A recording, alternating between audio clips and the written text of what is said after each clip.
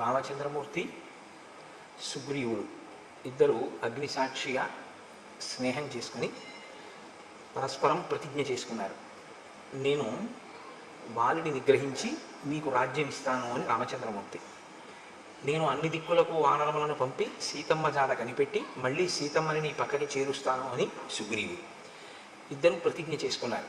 తర్వాత శోకార్తిని పొందినటువంటి సుగ్రీవుణ్ణి ఓదారుస్తూ రామచంద్రమూర్తి అంటారు, మీ ఇద్దరు తోడ పుట్టినవారు కదా, ఏకోదరులు, అటువంటి వారికి మీ ఇద్దరి మధ్య ఇంత వైరం ఎందుకు ప్రబలింది? నిన్ను రాజ్యభ్రష్టుణ్ణి చేసి నీ భార్యని తన భార్యగా ఎలా చేసుకున్నాడు వాలి? నాకు ఈ విషయాన్ని వివరిస్తే మీ ఇద్దరి మధ్య ఇంత వైరం రావడానికి కారణం నాకు బాగా అర్థం అవుతుంది అన్నారు. ఇక్కడ మీరు ఒక విషయాన్ని గమనించవలసి ఉంటుంది. పూర్వాపర విచారణ బాగా చేస్తారు రామచంద్రమూర్తి. సుగ్రీవుడి విషయంలో స్నేహం చేశారు అంటే కబంధుడు చెప్పాడు కాబట్టి స్నేహం చేశారు. ఋష్యమూక పర్వతం మీద ఎవరు ఉంటారో అక్కడ ఉండాలి అంటే పాపాచరణము లేని వారైతేనే ఉంటారు అని కబంధుడు చెప్పాడు. కాబట్టి సుగ్రీవుని యందు పాపము లేదు అని రామచంద్రమూర్తి యొక్క విశ్వాసం, కాబట్టి స్నేహం చేశారు. కేవలం సీతమ్మ జాడ కనిపెట్టడానికి ఒక మిత్రుడు కావాలి అనుకుంటే నిజానికి సుగ్రీవుడి కన్నా వాలి గొప్పవాడు. ఎందుకంటే వాలి ఒక్క కబురు చేస్తే రావణుడు చాలా భయపడతాడు. వాలి చేత నిగ్రహింపబడిన వాడు రావణుడు. కాబట్టి ఆయన అలా కావాలి అనుకుంటే సహాయం వాలితోనే స్నేహం చేయొచ్చు. రాముడికి తన కార్యం నడవడం ప్రధానం కాదు, ధర్మం నిలబడి అనుషంగికంగా తన కార్యం నడవాలి తప్ప ధార్మికమైన మార్గము కాని రీతిలో తన కార్యాన్ని చక్కబెట్టుకోవడం అనేటటువంటిది రాముడికి సుకారము ఇష్టం ఉండదు. ఆయనకి ఉండేది అంటే ధర్మం. సత్యధర్మములు రెండింటినీ రెండు పాదములుగా పెట్టుకుని నడుస్తాడు. కాబట్టి రాముని యొక్క నడక, రాముని యొక్క ఆయనము రామాయణమైంది. కనుక ఆయన సుగ్రీవుడితో స్నేహం చేసి అన్నదమ్ముల మధ్య వైరానికి కారణం అడుగుతున్నాడు. ఇది రామచంద్రమూర్తి అడగడం ఆయనకి కొద్దిగా ఆశ్చర్యంగానే ఉంటుంది. ఎందుకంటే రామలక్ష్మణ భరత శత్రుఘ్నులు నలుగురు కూడా అంత అన్యోన్యమైనటువంటి సోదర ప్రేమ కలిగిన వారు. ఇంత సోదర ప్రేమ కలిగినటువంటి అనుభవం ఉన్నవాడే కానీ అన్నదమ్ముల్లో ఇంత దారుణంగా తమ్ముడి భార్యని తన భార్యని చేసుకుని తమ్ముడిని రాజ్యం నుంచి వెళ్ళగొట్టినటువంటి అన్నగారిని చూడడం అనేటటువంటిది రామచంద్రమూర్తికి కించిత్ కొత్తతనంగానే ఉంటుంది. కాబట్టి ఆయన కారణం అడిగారు, అసలు ఏ కారణం చేత నువ్వు బయటికి పంపబడ్డావు అంటే సుగ్రీవుడు చెప్తున్నాడు, వాలీనామ మమ భ్రాత జ్యేష్ఠ శత్రునిషూదన పితుర్బహుమతో నిత్యం మమాపి చ తథాపుర. నేను వాలి అన్నదమ్ములం. నా తండ్రి గారు వాలిని చాలా ప్రేమించారు, పెద్ద కొడుకు కనుక. నేను కూడా వాలిని చాలా ప్రేమించాను, వాలిని చాలా గౌరవించాను. మా తండ్రి గారు శరీరాన్ని విడిచిపెట్టిన తరువాత జ్యేష్ఠ కుమారుడు కనుక వాలికి పట్టాభిషేకం జరిగింది. ఆయన రాజ్యాన్ని చేస్తున్నాడు. రాజ్యం ప్రశాసకస్తస్య పితృపైతామహం మహత్ అహం సర్వేషు కాలేషు ప్రణత ప్రేష్యవత్ స్థిత. వాలి రాజ్యం చేసేటటువంటి సమయంలో తాతలు తండ్రుల దగ్గర నుండి వచ్చినటువంటి రాజ్యాన్ని వాలి పరిపాలన చేసినటువంటి సమయంలో కూడా, అంటే రాజ్యమునందు వాలి ప్రతిష్ఠింపక పూర్వము, రాజ్యమునందు వాలి ప్రతిష్ఠింపబడిన తరువాత కూడా నేను ఆయన్ని ఒక సేవకుడు ఎలా గౌరవిస్తాడో అంత మర్యాదతో అంత గొప్పగా సేవించాను. అంటే నేను ఒక తమ్ముణ్ణి అన్న భావనతో ఎప్పుడు అహంకరించలేదు. నేను ఒక సేవకుడును అన్న భావనతోనే నేను వాలిని అనువర్తించాను, అంత గౌరవంగానూ చూశాను. ఒకానొకప్పుడు మాయావీనామ తేజస్వి పూర్వజో దుందుభేశ్రుత తేన తస్య మహద్వైరం స్త్రీకృతం విశ్రుతం పురా. ఒక స్త్రీ కారణంగా వాలికి మాయావి అనబడేటటువంటి ఒక రాక్షసునికి వైరం వచ్చింది. ఈ మాయావి మయుని యొక్క కుమారులలో పెద్దవాడు. అంటే మీకు వాలి యొక్క శీలం ఎటువంటిది, సుగ్రీవుని యొక్క శీలం ఎటువంటిది ఒక గీత గీసి మహర్షి మాటల్లోనే చూపిస్తూ ఉంటారు. ఒక స్త్రీ కారణంగా వైరం, అంటే ఒకే స్త్రీని ఇద్దరు కాంక్షించి ఉన్నారు. కాబట్టి వాలికి మయుడికి మధ్యలో అభిప్రాయ భేదాలు వచ్చాయి. ఒకానొక రాత్రి వేళ, ఒక అర్ధరాత్రి సమయంలో ఆ మయుడు కిష్కింధా నగరానికి చేరుకున్నాడు. అప్పటికి వాలి నిద్రపోతున్నాడు. ఆయన వచ్చి ఒక పెద్ద సింహనాదం చేశాడు, ఓ వాలి నువ్వు బయటికి రా, నేను నిర్జిస్తాను, నేను అందుకే వచ్చాను. అంటే వేళాపాళాలైనటువంటి క్రౌర్యం, వేళాపాళాలైనటువంటి ఆగ్రహం. అంటే ఇంకా అతను చేరిందే తడవు కిష్కింధ, వాలిని చంపెయ్యాలన్నంత క్రుద్ధుడై ఉన్నాడు. కాబట్టి ఇప్పుడు ఆయన ఒక పెద్ద కేక వేశాడు. వెంటనే వాలి లేచి, నేను ఏదో మధువు సేవించి ఉన్నాను, రాత్రి వేళ కనుక నేను నిగ్రహించలేని అనుకుంటున్నావేమో, నువ్వు అక్కడే నిలబడు, నేను వస్తున్నాను, నీతో తలపడతానని వాలి కూడా గబగబా బయలుదేరి యుద్ధానికి వెళ్ళాడు. వాలిని అనుగమించి సుగ్రీవుడు కూడా వెళ్ళాడు. ఎందుకనంటే వాలి సుగ్రీవుల యొక్క ప్రేమ ఈ వైరం రానంత కాలము కూడా రామలక్ష్మణుల మధ్య ప్రేమ ఎలా ఉంటుందో అలాగే ఉంటుంది అని నేను మాట అంటే అంత పెద్ద దోషభూయిష్టమైనటువంటి మాట ఏం కాదు అది. ఎందుకంటే ఇంచుమించు అంత ప్రేమతోనూ ఉంటారు ఇద్దరు. సుగ్రీవుడు అలా అనువర్తించాడు, వాలి కూడా అంత ప్రేమించినట్లే కనపడుతుంది మనకి. కాబట్టి సతమే భ్రాతరం దృష్ట్వా మాంచ దూరాదవస్థితం అసురో జాత సంత్రాస ప్రదుద్రావ తతో భృశం. చాలా దూరం నుంచి వాలిని సుగ్రీవుణ్ణి చూశాడు. చూసి ఇంత యుద్ధానికి వచ్చి వాలిని మట్టు పెడతానని పెద్ద పెద్ద కేకలు వేసి సింహనాదం చేసినటువంటి ఆ మాయావి, ఆ మయుని కుమారులలో పెద్దవాడైనటువంటి మాయావి ఒక్కసారి పరువు లంఘించుకున్నాడు. వెనక్కి తిరిగి ఆయన పరిగెత్తి వెళ్ళిపోతున్నాడు. విడిచిపెట్టలేదు వాలి. వాలి ఆయన్ని తరిమాడు. ఆయన వెళ్ళి వెళ్ళి వెళ్ళి వెళ్ళి ఆ మాయావి పచ్చగడ్డితో ఉన్నటువంటి ఒక పెద్ద బిలంలోకి, భూగృహంలోకి ప్రవేశించాడు. ప్రవేశించి దానిలోకి వెళ్ళిపోయాడు. అది చాలా చీకటిగా ఉంది. ఆ బిలం లోపలికి వెడితే అతను ఎక్కడున్నాడో, అతని పరివారం ఎవరైనా ఉన్నారో, ఇంకా ఎవరైనా యుద్ధానికి తలపడతారో తెలియని పరిస్థితి. కాబట్టి ఇప్పుడు వాలి అందులో ప్రవేశిస్తూ ఉంటే సుగ్రీవుడు నమస్కారం చేసి అన్నాడు, అన్నయ్య నేను కూడా నీతో వస్తాను అన్నాడు. అంటే మీరు ఇది చెప్పేటప్పుడు రాముడితో చెప్తున్నాడు సుగ్రీవుడి కథ. సుగ్రీవుని యొక్క మనస్సు ఎంత పరిశుద్ధంగా ఉందో, అన్న పట్ల భిన్నాభిప్రాయం ఉన్నవాడు కాడు, అన్న రాజ్యాన్ని కైవసం చేసుకుందాం అనేటటువంటి ఉద్దేశ్యం ఉన్నవాడు కాడు. కాబట్టి అన్న నేను నిన్ను అనుగమించి ఈ భూగృహంలోకి వస్తాను అన్నాడు. శాపయిత్వాతు మాం పద్భ్యాం ప్రవివేశ బిలం మహత్. వాలి అన్నాడు, నేను నా పాదముల మీద ఒట్టు పెడుతున్నాను, నువ్వు నాతో రావద్దు. నేను లోపలికి వెళ్ళి ఆ రాక్షసుల్ని మట్టు పెట్టి తిరిగి వస్తాను. నేను తిరిగి వచ్చే వరకు నువ్వు ఈ బిలద్వారం దగ్గర కాపు కాయి. కాబట్టి ఇప్పుడు నేను ఈ మాట ఇత పూర్వం అరణ్యకాండలో రామచంద్రమూర్తి కూడా ఒకసారి అన్నారు, నా పాదముల మీద ఒట్టు, నువ్వు సీతమ్మని తీసుకుని గుహలోకి వెళ్ళు, నేను యుద్ధం చేస్తాను 14,000 మంది కరదూషణాదులతోనని. కాబట్టి ఇప్పుడు సుగ్రీవుడు బిలద్వారం దగ్గర నిలబడ్డాడు. వాలి అత్యంత వేగంతో ఆ బిలంలోకి ప్రవేశించాడు. తస్య ప్రవిష్టస్య బిలం సాగ్రహ సంవత్సరో గతః. వాలి బిలంలోకి వెళ్ళిపోయాడు, సుగ్రీవుడు అక్కడ నిలబడ్డాడు. 1 సంవత్సరం అయిపోయింది. ఆయన తిరిగి రాలేదు. లోపల నుంచి ఏమి చప్పుడు వినపడలేదు. 1 సంవత్సరం ఎదురు చూశాడు, తిరిగి వస్తాడేమోనని. రాలేదు. కానీ 1 సంవత్సరం అయిపోయిన తర్వాత సఫేనం రుధిరం రక్తం అహం దృష్ట్వా సుదుఃఖిత. నురుగుతో కూడినటువంటి రక్త ప్రవాహం ఆ బిలంలోంచి పైకి రావడం మొదలుపెట్టింది. పైగా లోపల నుంచి వాలి వేసినటువంటి ఆర్తనాదములు, అంటే కొంచెం భయంతో కూడినటువంటి కేకలులా వినపడ్డాయి సుగ్రీవుడికి. అవి భయంతో వేశాడా వేయలేదా కాసేపు పక్కన పెట్టండి, ఆయనకు అలా వినపడ్డాయి. అహం త్వమగతో బుద్ధ్యా చిహ్నైస్తై భ్రతరం హతం సిధాయ చ బిలద్వారం శిలయా గిరిమాత్రయా శోకార్తశ్చోదకం కృత్వా కిష్కింధామాగత సఖే. సఖే అంటే ఓ రామ, ఓ స్నేహితుడా అని రాముడిని ఉద్దేశించి మాట్లాడుతున్నాడు.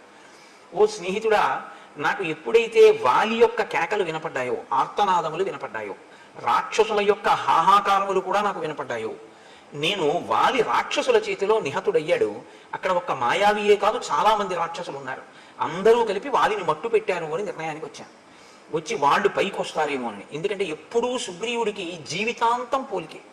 ఎటువంటి పోలిక అంటే, నా అన్నగారు చాలా గొప్పవాడు, నా అన్నగారు చాలా పరాక్రమవంతుడు, అన్న చెయ్యలేని పని నేను చెయ్యలేను అని ఒక ఆలోచన ఇప్పుడు సుగ్రీవుడికి. కాబట్టి నా అన్నగారే ఎంత ప్రమాదంలో ఉన్నాడంటే ఇప్పుడు నేను బిలంలోకి వెళ్ళి కానీ బిలద్వారం దగ్గర నిలబడగానే ఏం చేస్తాను.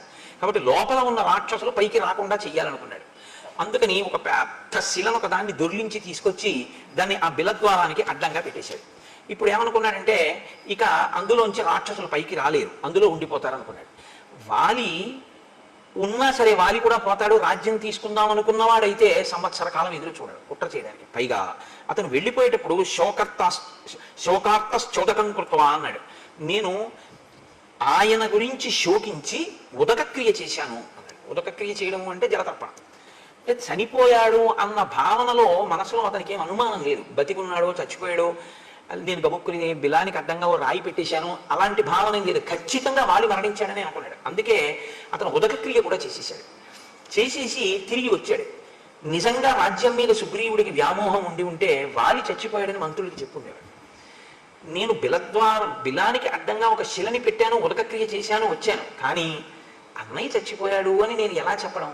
అన్నయ్య ఏలినటువంటి రాజ్యాన్ని నేను ఎరగలనా? బహుశా అది ఆయన శంక. వాలి సింహాసనం మీద కూర్చుంటే అమ్మ బాబాయ్ వాలి పరిపాలిస్తున్నాడని ఎవరు రాలేరు. వాలి ఎంత సమర్థున్నా నేను వాలి కూర్చున్న సింహాసనం మీద కూర్చోడానికి యువరాజుగా వాలి పక్కన కూర్చోగలనేమో, కానీ వాలి లేకుండా నేనే స్వతంత్రంగా పరిపాలన చేయగలిగినటువంటి వాడిని కాను. అందుకని ఆయన మంత్రులకు చెప్పలేదు. కానీ వాళ్ళు ఏం చేశారు? యత్నతో మంత్రి విశ్రుతం. వాళ్ళు గుచ్చి గుచ్చి గుచ్చి గుచ్చి ప్రశ్నించారు అనేక రకాలుగా. నువ్వు ఎందుకు వచ్చేసావు, వాలేడి, ఎందుకు రాలేదు, ఎప్పుడు వస్తాడు అని. దుఃఖముతో కూడుకున్నటువంటి మనసుతో ఉన్నవాడు కాబట్టి ఒక రోజున పైకి చెప్పేశాడు, వాలి మరణించాడు అని చెప్పాడు. ఎందుకని అంటే తను అలాగే నమ్మాడు.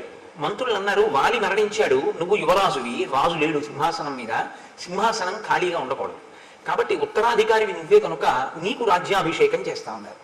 అభిషిక్తం తుమాం దృష్ట్వా వాలి సంరక్తలోచన మదీయాన్ మంత్రినో బద్ధ్వా పరుషం వాక్యమబ్రవీత్. ఈయనకి పట్టాభిషేకం చేశారు, సుగ్రీవుడు రాజ్యం చేస్తున్నాడు. సుగ్రీవుడు రాజ్యం చెయ్యడం మొదలుపెట్టినటువంటి కొద్ది కాలానికే వాలి వచ్చాడు.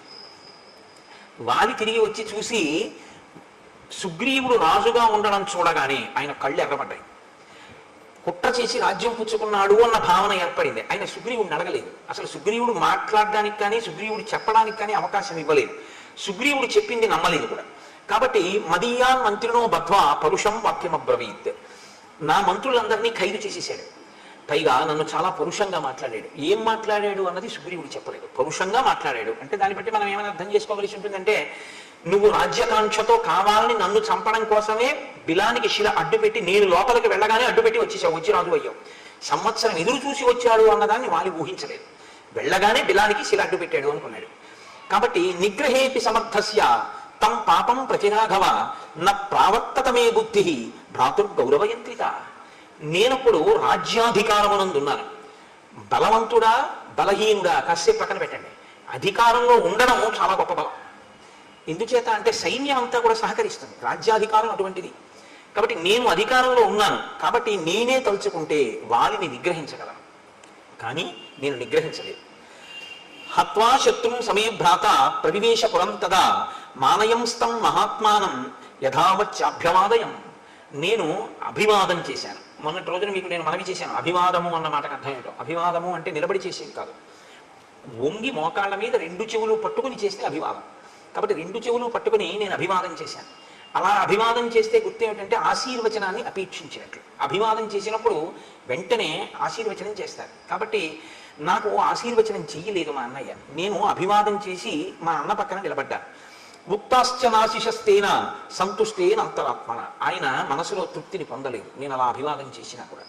ఆయన నాకు ఆశీర్వచనం చెయ్యలేదు. నత్వా పాదావహం తస్య మకుటేనా స్పృశం ప్రభో అపి వాలీవమ క్రోధాత్ న ప్రసాదం చకారసః. నేను నా కిరీటం ఆయన పాదాలకు తగిలేటట్టుగా ఉంగి ఆయన పాదములకు నా కిరీటాన్ని తగల్చి నమస్కరించాను.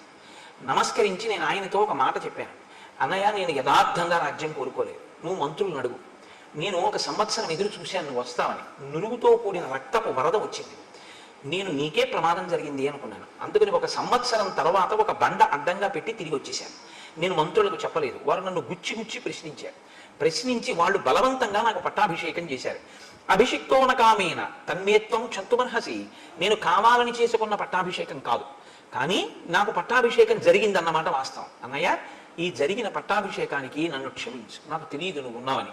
కాబట్టి ఇప్పుడు ఈ రాజ్యాన్ని నీకు అప్పచెప్పేస్తున్నాను, నువ్వే సింహాసనం మీద కూర్చుని పరిపాలన చేయి. నీ వంటి మహాత్ముడు పరిపాలన చేస్తుంటే నీ మీద ప్రభువుగా కూర్చున్నాడు. ప్రభువుగా కూర్చున్నవాడు అకస్మాత్తుగా మళ్ళీ యువరాజుగా రావడం అనేటటువంటిది ఎవ్వరికీ అంగీకారయోగ్యం కాదు. యువరాజు రాజు తర్వాత ఉండేటటువంటి రాజరికం. ఒకసారి రాచరికం చేసి మళ్ళీ యువరాజుగా కూర్చోవడం అనేటటువంటిది ఒక వ్యక్తి అంగీకరించగలిగినటువంటి విషయం కాదు, అంత తేలిక కాదు అది. కానీ సుగ్రీవుడు దానికి సిద్ధపడ్డాడు. అన్నయ్య నువ్వే రాజ్యమేలు, నేను నీకు తోడుగా ఉంటాను. నేను పూర్వం ఎలా నిన్ను సేవించానో అలాగే ఒక సేవకుడిగా మసులుకుంటాను, నేను యువరాజుగానే ఉంటాను అని అభ్యర్థించాను. కానీ వాలి సభని ఏర్పాటు చేసి మంత్రుల్ని పౌరుల్ని అందరినీ పిలిచాడు. పిలిచి ఒక మాట అన్నాడు, జరిగిన కథనంతా చెప్పాడు. మాయావి వెంట మేము పరిగెత్తడం, తను బిలంలోకి వెళ్ళడం అన్నీ చెప్పి ఆ సభలో ఉన్న వారితో ఏం చెప్పాడంటే, ఈ దుర్మార్గుడు రాజ్యాన్ని కాంక్షించి నేను బిలంలోకి వెళ్ళగానే శిల అడ్డుపెట్టి వెళ్ళిపోయాడు. నేను తీరా మాయావిని వెతుక్కుంటూ లోపలికి వెళ్ళినటువంటి ఒక సంవత్సరం తర్వాత నాకు ఆ మాయావి కనపడ్డాడంటే అది ఎంత పెద్ద బిలమో. ఆయనతో పాటు అక్కడ చాలా మంది రాక్షసులు ఉన్నారు. నేను ఈ రాక్షసులందరినీ పరిమార్చాను. గుహ నెత్తుటితో నిండిపోయింది. నెత్తుటితో నిండిపోతే నేను ఆ గుహ నుంచి బయటపడవలసి వచ్చింది. తీరా నేను లోపల నుంచి సుగ్రీవా సుగ్రీవా సుగ్రీవా అని ఎంత అరిచినా నాకు జవాబు రాలేదు. నేను బయటికి వెడదామని వస్తే శిల అడ్డు పెట్టేసింది. నేను నా పాదములతో అనేక పర్యాయములు ఆ శిలని తన్నాను. తంటే ఆ శిల బద్దలైంది. బద్దలైన తర్వాత నేను బయటికి రాగలిగాను. ఈ క్రూరాత్ముడు ఇంత దుశ్చర్య చేసి నువ్వు ఇక్కడ ఉండు అని చెప్తే ఉండడం మానేసి శిలని అడ్డుపెట్టి ఇక్కడికి వచ్చి రాజ్యాన్ని తీసుకున్నాడు. కాబట్టి వీడు నా పట్ల క్రూరంగా వ్యవహరించాడు, కాబట్టి నేను వీడిని చంపేస్తానన్నాడు అని నా భార్య రుమని తన భార్యగా స్వీకరించాడు. ఇక్కడ మీరు ఒక విషయాన్ని గమనించవలసి ఉంది. తార అని ఒక ఆవిడ ఉంది, వాలి భార్య. వాలి భార్య తార, సుగ్రీవుడి భార్య రుమ. వాలి తారతో కలిసి రాజ్యం వెళుతుండేవాడు. వాలి మరణించాడు అని తెలిసిన తర్వాత, అంటే వాలి మరణించాడు అనుకున్న తర్వాత ఆమె సుగ్రీవుడికి భార్య అయింది తార. వాలి వచ్చేంత వరకు సుగ్రీవుడి భార్యగానే ఉంది తార. సుగ్రీవుడిని తరిమేశాడు. తరిమేశాక ఆవిడ మళ్ళీ వాలి భార్య అయింది. మళ్ళీ తర్వాత సుగ్రీవుడు వాలిని చంపేశాడు. ఆమె మళ్ళీ సుగ్రీవుడికి భార్య అయింది. మరి అప్పుడు సుగ్రీవుడి యందు మాత్రం దోషం లేదా? మరి అప్పుడు రాముడు ఎలా ఊరుకున్నాడు? చంపిన తరువాత వాలి భార్య తారని సుగ్రీవుడి చేపడితే అది కూడా దోషమేగా, వదిన గారిని స్వీకరించడం తల్లితో సమానం కదా. మరి అప్పుడు సుగ్రీవుడిని కూడా చంపేయాలిగా, మరి ఎందుకు చంపలేదు? మరి రుమని, సుగ్రీవుడి భార్య రుమని వాలి స్వీకరిస్తే వాలి మీద ధర్మం తప్పిన వాడివి అని వాలిని ఎందుకు సంహరించాడు రామచంద్రమూర్తి? కిష్కింధకాండలో మీరు చాలా జాగ్రత్తగా దాన్ని పరిశీలన చేయవలసి ఉంటుంది. వానర జాతులలో వానరముల యందు అనేక జాతులు ఉన్నాయి. ఇందులో కర్మాధికారము జ్ఞానాధికారము కలిగినటువంటి వానర జాతి ఒకటి ఉంది. చాలా శ్రేష్టమైనటువంటి వానర జాతి. వాళ్ళు సంధ్యావందనం చేస్తారు. మనుష్యులు ఎలా చేస్తారో అలా వాళ్ళు సంధ్యావందనం చేస్తారు. వాళ్ళ అంత్యేష్టి సంస్కారం అన్నీ కూడా అలా ఉంటాయి. వాలి సుగ్రీవుడు సంధ్యావందనం చేసేటటువంటి వానర జాతిలో వచ్చినటువంటి వాడు. సంధ్యావందనం చేసే అధికారం ఉన్నటువంటి వానర జాతిలో ఒక నియమం ఉంది. అన్న వదిన, తమ్ముడు మరదలు, రెండు జంటలు ఉండగా ఏ కారణం చేతనైనా అన్నగారు కానీ తమ్ముడు కానీ మరణిస్తే, మరదలు కానీ వదిన గారు కానీ మిగిలినటువంటి వారిని, అంటే ఒక ఉదాహరణ చెప్పాలి అంటే అన్నగారు మరణించాడు అనుకోండి, ఇప్పుడు ఆ వదిన గారు తనంత తాను కోరుకుంటే తమ్ముడికి భార్య అవ్వచ్చు. అలాగే తమ్ముడు మరణించాడు అనుకోండి, తమ్ముడి భార్య కోరుకుంటే అన్నగారికి భార్య కావచ్చు. అది వాళ్ళ ధర్మం, వాళ్ళ నియమం. మీరు మన నియమాలని తీసుకెళ్ళి అక్కడ పెట్టకండి. వాళ్ళ నియమం అలా ఉంది, అది వాళ్ళకి ధర్మబద్ధం. కాబట్టి వాలి భార్యగా తార ఉన్నంత కాలం సుగ్రీవుడు ఎప్పుడూ స్వీకరించలేదు. వాలి మరణించాడు అని పరిపూర్ణంగా నమ్మాడని గుర్తు ఏమిటంటే పట్టాభిషేకం చేసుకుని తారని కూడా తీసుకున్నాడు. ఆవిడ అంగీకరించింది సుగ్రీవుడు భార్యగా ఉండడానికి, కాబట్టి స్వీకరించాడు. ఇప్పుడు తప్పు లేదు. సుగ్రీవుడు కళ్ళ ముందు బతికున్నాడని వాలికి తెలిసి రుమని స్వీకరించాడు, ధర్మం తప్పాడు, అందుకుని చంపాడు. ఇది మీరు పట్టుకోవాల్సి ఉంటుంది. తర్వాత సుగ్రీవుడు మరణించాడు, వాలి మరణించాడు. వాలి మరణించిన తర్వాత వాలి భార్య తార ఇప్పుడు భర్త పోయాడు కాబట్టి కోరుకుంటే ఆయన తమ్ముడికి భార్యగా వెళ్ళవచ్చు. కాబట్టి తార తమ్ముడికి భార్యగా వెళ్ళింది, రాముడి జోక్యం చేసుకోవాలి. ఆ ధర్మ సూక్ష్మాన్ని మీరు పట్టుకోవాలి. కిష్కింధకాండలో ఈ విషయాన్ని మీరు జాగ్రత్తగా పట్టుకోకపోతే ఏమవుతుందంటే రాముడు వాలినే ఎందుకు నిగ్రహించాడు, సుగ్రీవుడిని ఎందుకు నిగ్రహించలేదు అన్నది ఒక పెద్ద ప్రశ్నగా నిలబడిపోతుంది. కాబట్టి నేను అనుకుంటున్నాను ఇప్పుడు మీకు స్పష్టమైంది అని నేను అనుకుంటున్నాను. రాముడు ధర్మాత్ముడు, ఆయన ధర్మాన్నే నిలబెడుతుంటాడు ఇప్పుడు. కాబట్టి రామ, నేను బ్రతికుండగా నన్ను చంపడానికి ప్రయత్నం చేసి ఈ భూమండలం అంతా తిరిగాను వాలి తరువుకొస్తే. ఋష్యముఖ పర్వతం మీదకి వచ్చి కూర్చున్నాను. కిష్కింద పక్కనే ఉంది ఋష్యముఖ పర్వతం. ఆఖరికి నేను ఈ ఋష్యముఖం మీదే కూర్చున్నాను. ఒక కారణం వల్ల ఇక్కడికి వాలి రాడు అంతే చెప్పాడు. అప్పటికే ఆ మాటే చెప్పాడు. ఒకానొక కారణం చేత వాలి ఇక్కడికి రాలేడు. వాలే కాదు, వాలి అనుచరులు కూడా రాలేడు. అందుకని నేను ఇక్కడ ఉన్నాను, కానీ ప్రాణాలు అరచేత పెట్టుకుని ఉన్నాను. ఎందుకంటే నన్ను చంపాలి అని కృతకృత్యుడై ఉన్నాడు. నేను ఎలాగైనా తమ్ముడిని చంపేస్తానంటున్నాడు. అందుకని ఏ క్షణంలో ఎవరిని పంపి నన్ను చంపుతాడో అని భయపడడం వల్లే మీ ఇద్దరిని చూసినప్పుడు కూడా వాలే పంపాడు అని నేను అంత భయపడ్డాను. నేను బ్రతికుండగా నా భార్య రుమని తన భార్యగా వాలి అనుభవిస్తున్నాడు. ఇది వాలి చేసినటువంటి ద్రోహం. అందుకని వాలిని సంహరించి నాకు రాజ్యాన్ని భార్యని ఇప్పించవలసింది అని నిన్ను ప్రార్థిస్తున్నాను అన్నాడు. ఇప్పుడు వెంటనే రామచంద్రమూర్తి అన్నారు, యావత్తం నాభిపశ్యామి తమ భార్యాపహారిణం తావత్ సజీవేత్ పాపాత్మ వాలి చారిత్ర దూషక. ఆయన తీర్పు చెప్తారు. చారిత్ర దూషక, నడవడి లేనివాడు. ధర్మం తెలియదా? తెలుసు, అలా చేపట్టకూడదు రుమనని తెలుసు, చేపట్టాడు. ఎలా చేపట్టాడు? తమ్ముడు బతికుండగా చేపట్టాడు, కాబట్టి ధర్మం తప్పాడు. ధర్మం తప్పినటువంటి ఆ వాలిని ఇక నేను బతకనివ్వను. నా కంటికి వాలి ఎంతకాలము కనపడడో అంతకాలమే బ్రతికుంటాడు. నా కంటికి వాలి కనపడిన ఉత్తర క్షణంలో వాలి మరణిస్తాడు. కాబట్టి నువ్వు ఇవ్వాలి, ఇప్పుడే బయలుదేరి కిష్కింధకి యుద్ధానికి పిలు. బయటికి వస్తాడు, నేను వాలిని చంపేస్తాను. సరే, బయలుదేరారు. ఆ వాలి, ఆ సుగ్రీవుడు రామచంద్రమూర్తితో మీ పరాక్రమం మీద నాకు ఎటువంటి అనుమానం లేదు, మీరు ఇంద్రునితో తుల్యమైన వారు, మీరు వారిని నిగ్రహించగలరు, వారినేమి 3 లోకములనే నిగ్రహించగలరు, అంతటి పరాక్రమ సంపన్నులు. అటువంటి మీతో నాకు మైత్రి ఏర్పడడం చాలా గొప్ప విషయం, చాలా సంతోషించవలసిన విషయం. రాజ్యభ్రష్టుడైన ఒక వానరుణ్ణి నేను, అటువంటి వానరుడితో మీరు స్నేహం చేశారు. పైకి అంటూ ఉంటాడు ఈ మాటలు, కానీ సుగ్రీవుడి మనసులో ఉన్న భావనలన్నీ వేరు ఈ సందర్భంలో. ఎందుకో తెలుసండి, ఆయన ఎప్పుడైనా సరే లక్ష్మణుడిని అసలు కూర్చోమని చెప్పడం. ఆయన ఎప్పుడైనా కూర్చోమంటే రాముడినే కూర్చోమంటాడు. రాముడిని కూడా ఎలా కూర్చోమంటాడంటే, ఒక కొమ్మ విరిచి వేసి 2 పర్యాయాలు చేశాడు అలాగా. ఒక కొమ్మ విరిచి వేసి దాని మీద తను కూర్చుని రాముడిని కూర్చోమంటాడు. ఒకసారి అయితే ఏమైందంటే, రామలక్ష్మణులు ఇద్దరు నిలబడ్డారు, తను కూర్చుని మాట్లాడాడు. ఆ తరువాత ఏం చేశాడంటే, చూసి రామ మీరు కూర్చోండి అని లేచి ఒక మద్ది చెట్టు కొమ్మ విరిచి ఆసనంగా వేసి కూర్చోండి, తను కూర్చుని ఇలా కూర్చోమన్నాడు. అంటే మహాత్ముల సరసన కూర్చోవడం, మహాత్ములతో సమానంగా కూర్చోవడం వారిని అవమానించడం. వాళ్ళు కూర్చోమంటే కూర్చోవచ్చు, అందులో దోషం లేదు. అలా ఉండకూడదు. మనం ఆ గమనించగలిగినటువంటి స్థితిని చూడాలి. ఇది సుగ్రీవుడికి తెలియదా? రాముడు మహాత్ముడని తెలియదండి, తెలియకపోవడం వల్ల అలా ప్రవర్తించాడు అని మీరు అన్నారనుకోండి. లేకపోతే మహాత్ములతో అలా ప్రవర్తించకూడదని సుగ్రీవుడికి తెలియదండి అని మీరు అన్నారనుకోండి. మహాత్ములతో అలా ప్రవర్తించకూడదన్న విషయం సుగ్రీవుడికి తెలుసు అనడానికి మహర్షి ఒక సాక్ష్యాన్ని చూపిస్తారు.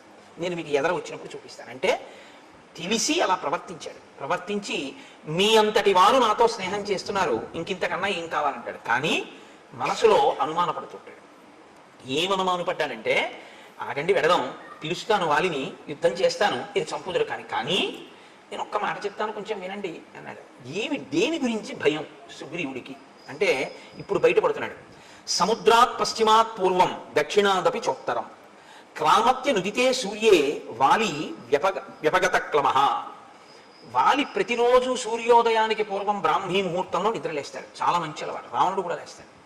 కానీ ఇద్దరికీ ఉన్న లక్షణం ఏమిటో తెలుసా అండి? ఆయనకి కామం, ఈయనకి అహంకారం. నాకు బలం ఉంది అని సంధ్యావందనం చెయ్యాలి అనుకున్నటువంటి వాడు ఓ చోట కూర్చుని చేసుకుంటే చాలు. అంతేకాని బలం ఉంది కదా అని సంధ్యావందనం చేసేటటువంటి వాడు ఏదో చెరువు దగ్గరికి వెడితే 4 గట్ల మీద సంధ్యావందనం చేయాలి, 4 చోట్లకి వెళ్ళి తర్పణ అంటే అర్ఘ్యం ఇవ్వాలని ఏం లేదు. కానీ ఒంటి బలం అటువంటిది. కాబట్టి ఆయన ఏం చేస్తాడంటే, 4 సముద్రముల దగ్గరికి పెడతాడు అర్ఘ్యం ఇచ్చేటప్పుడు. అంటే దిగ్దేవతా నమస్కారానికి తిరిగినట్టుగా 4 సముద్రములకు పెడతాడు. తూర్పు సముద్రం, పశ్చిమ సముద్రం, ఉత్తర సముద్రం, దక్షిణ సముద్రం, ఒక్కొక్క గంతులోనే వెళ్ళిపోతాడు. దక్షిణ సముద్రం దగ్గర కూర్చున్నవాడు ఒక్క గంతు వేస్తే ఉత్తర సముద్రం దగ్గర ఉంటాడు. ఉత్తర సముద్రం దగ్గర నుంచి ఒక్కసారి లంఘిస్తే మళ్ళీ తూర్పు సముద్రానికి వస్తాడు. తూర్పు సముద్రం నుంచి బయలుదేరితే ఒక్క గంతులో పశ్చిమ సముద్రాన్ని చేరుకుంటాడు.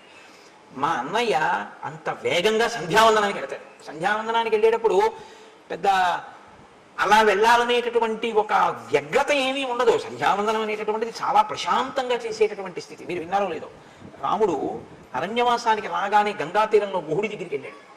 నిర్మలమైన మనస్సుతో గాయత్రి చేస్తాడు. గాయత్రి ఎప్పుడు చేస్తున్నా సంధ్యావందనంలో మనసుని నిర్మలం చేసుకోవాలి. అందుకే అన్ని మాటలు ఆచమనం చేస్తారు. స్థూల సూక్ష్మ కారణ శరీరముల యందు ఉండేటటువంటి తాపములను నిగ్రహించి మనసుని నిలబెట్టి సంధ్యావందనం చేయాలి, గాయత్రి చేయాలి. అది బుద్ధిని ప్రచోదనం చేస్తుంది. కాబట్టి రాముడు చేస్తే ప్రశాంత చిత్తుడై చేస్తాడు, వాలి చేస్తే తన బలాన్ని బయట పెట్టుకునేటట్టు చేస్తాడు. సంధ్యావందనంలో చేయాలి తప్ప సంధ్యావందనం వేడంబరానికి వెటకారాలకి సంధ్యావందనాలు చేయకూడదు. అది చాలా ప్రమాదం కూడా. అలాంటి పిచ్చి పనులు ఎప్పుడూ చేయకూడదు. దాన్ని చేసేటప్పుడు తదేక దృష్టితో జాగ్రత్తగా ఆ మర్యాదతో ఆ గౌరవంతో చేయవలసి ఉంటుంది. కాబట్టి 4 సముద్రముల దగ్గరికి వెడతాడు మా అన్నయ్య, ఒక్కొక్క గంతులో వెళ్ళిపోతాడు. అయిపోయిన తర్వాత ఏం చేస్తాడో తెలుసా? సంధ్యావందనం అయ్యాక అంటే సూర్యోదయం అయిపోయే లోపల ప్రాయశ్చిత్తం లేకుండా కదా అర్ఘ్యం ఇచ్చేయాలి. కాబట్టి త్వరతో ముందు సంధ్యావందనం చేస్తాడు. చేసిన వెంటనే ఏం చేస్తాడంటే, అగ్రాణ్యారుహ్య శైలానాం శిఖరాణి మహాంత్యపి ఊర్ధ్వముత్పాత్య తరసా ప్రతిగృహ్ణాతి వీర్యవాన్. ఆయన పర్వతముల యొక్క శిఖరముల దగ్గరికి వెళ్ళి నించుంటాడు. నించుని ఆ పర్వత శిఖరములను ఊపి చేత్తో బంతులు పట్టుకున్నట్టు పట్టుకుంటాడు.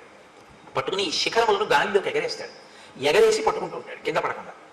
పర్వత శిఖరములను పిరికి ఆడుకోవడం మా వాడికి పొద్దున్నే చేసుకునే వ్యాయామం లాంటిది. బంత్యాట కింద లెక్కది. శిఖరములతో ఆడుకుంటాడు అలాగా. అంటే ఎంతటి బలవంతుడో, ఎంతటి వేగం ఉన్నవాడో గమనించు.